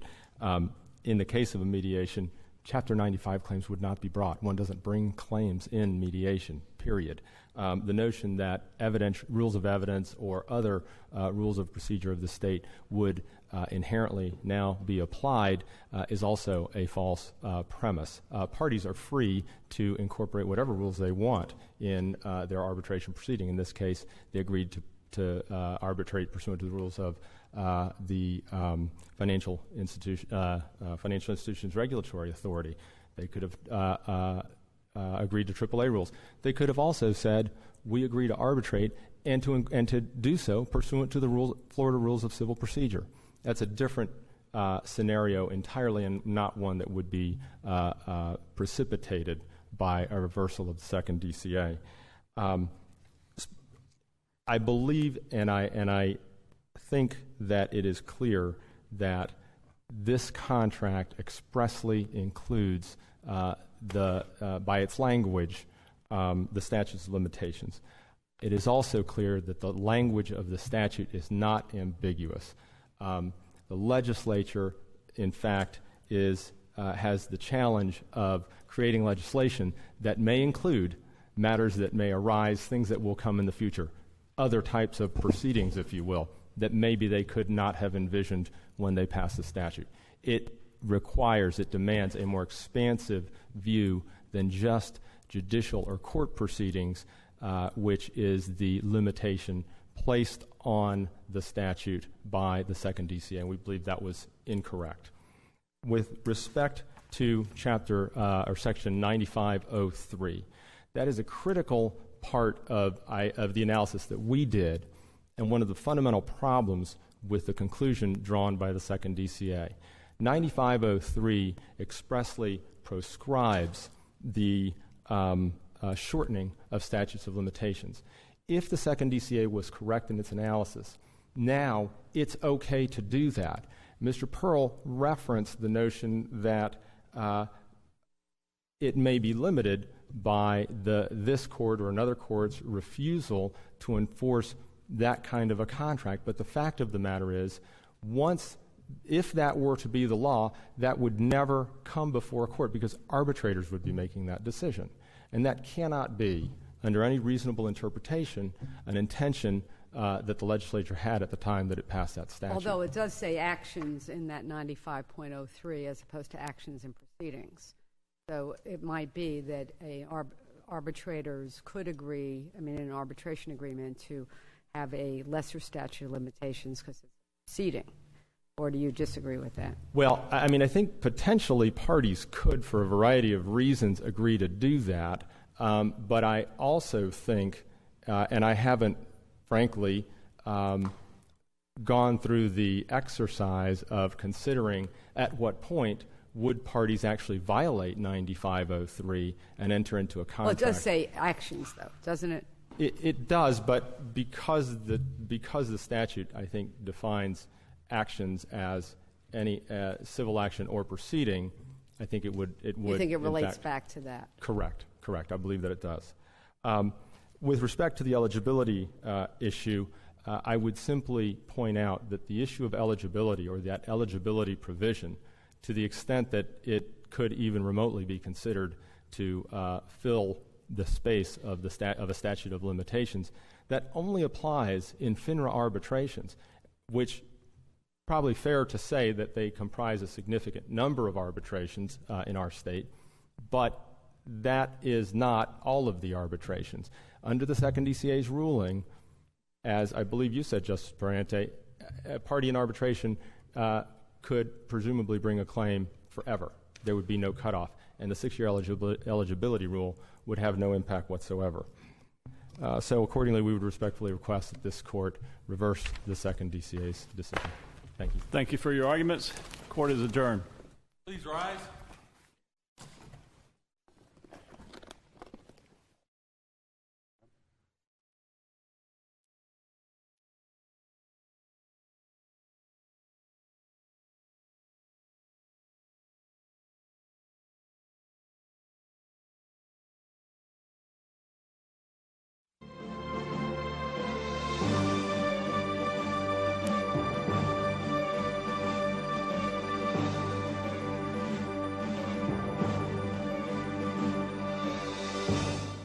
You're watching the Florida Channel, a public service of the Florida Legislature, WFSU-TV, and Florida State University.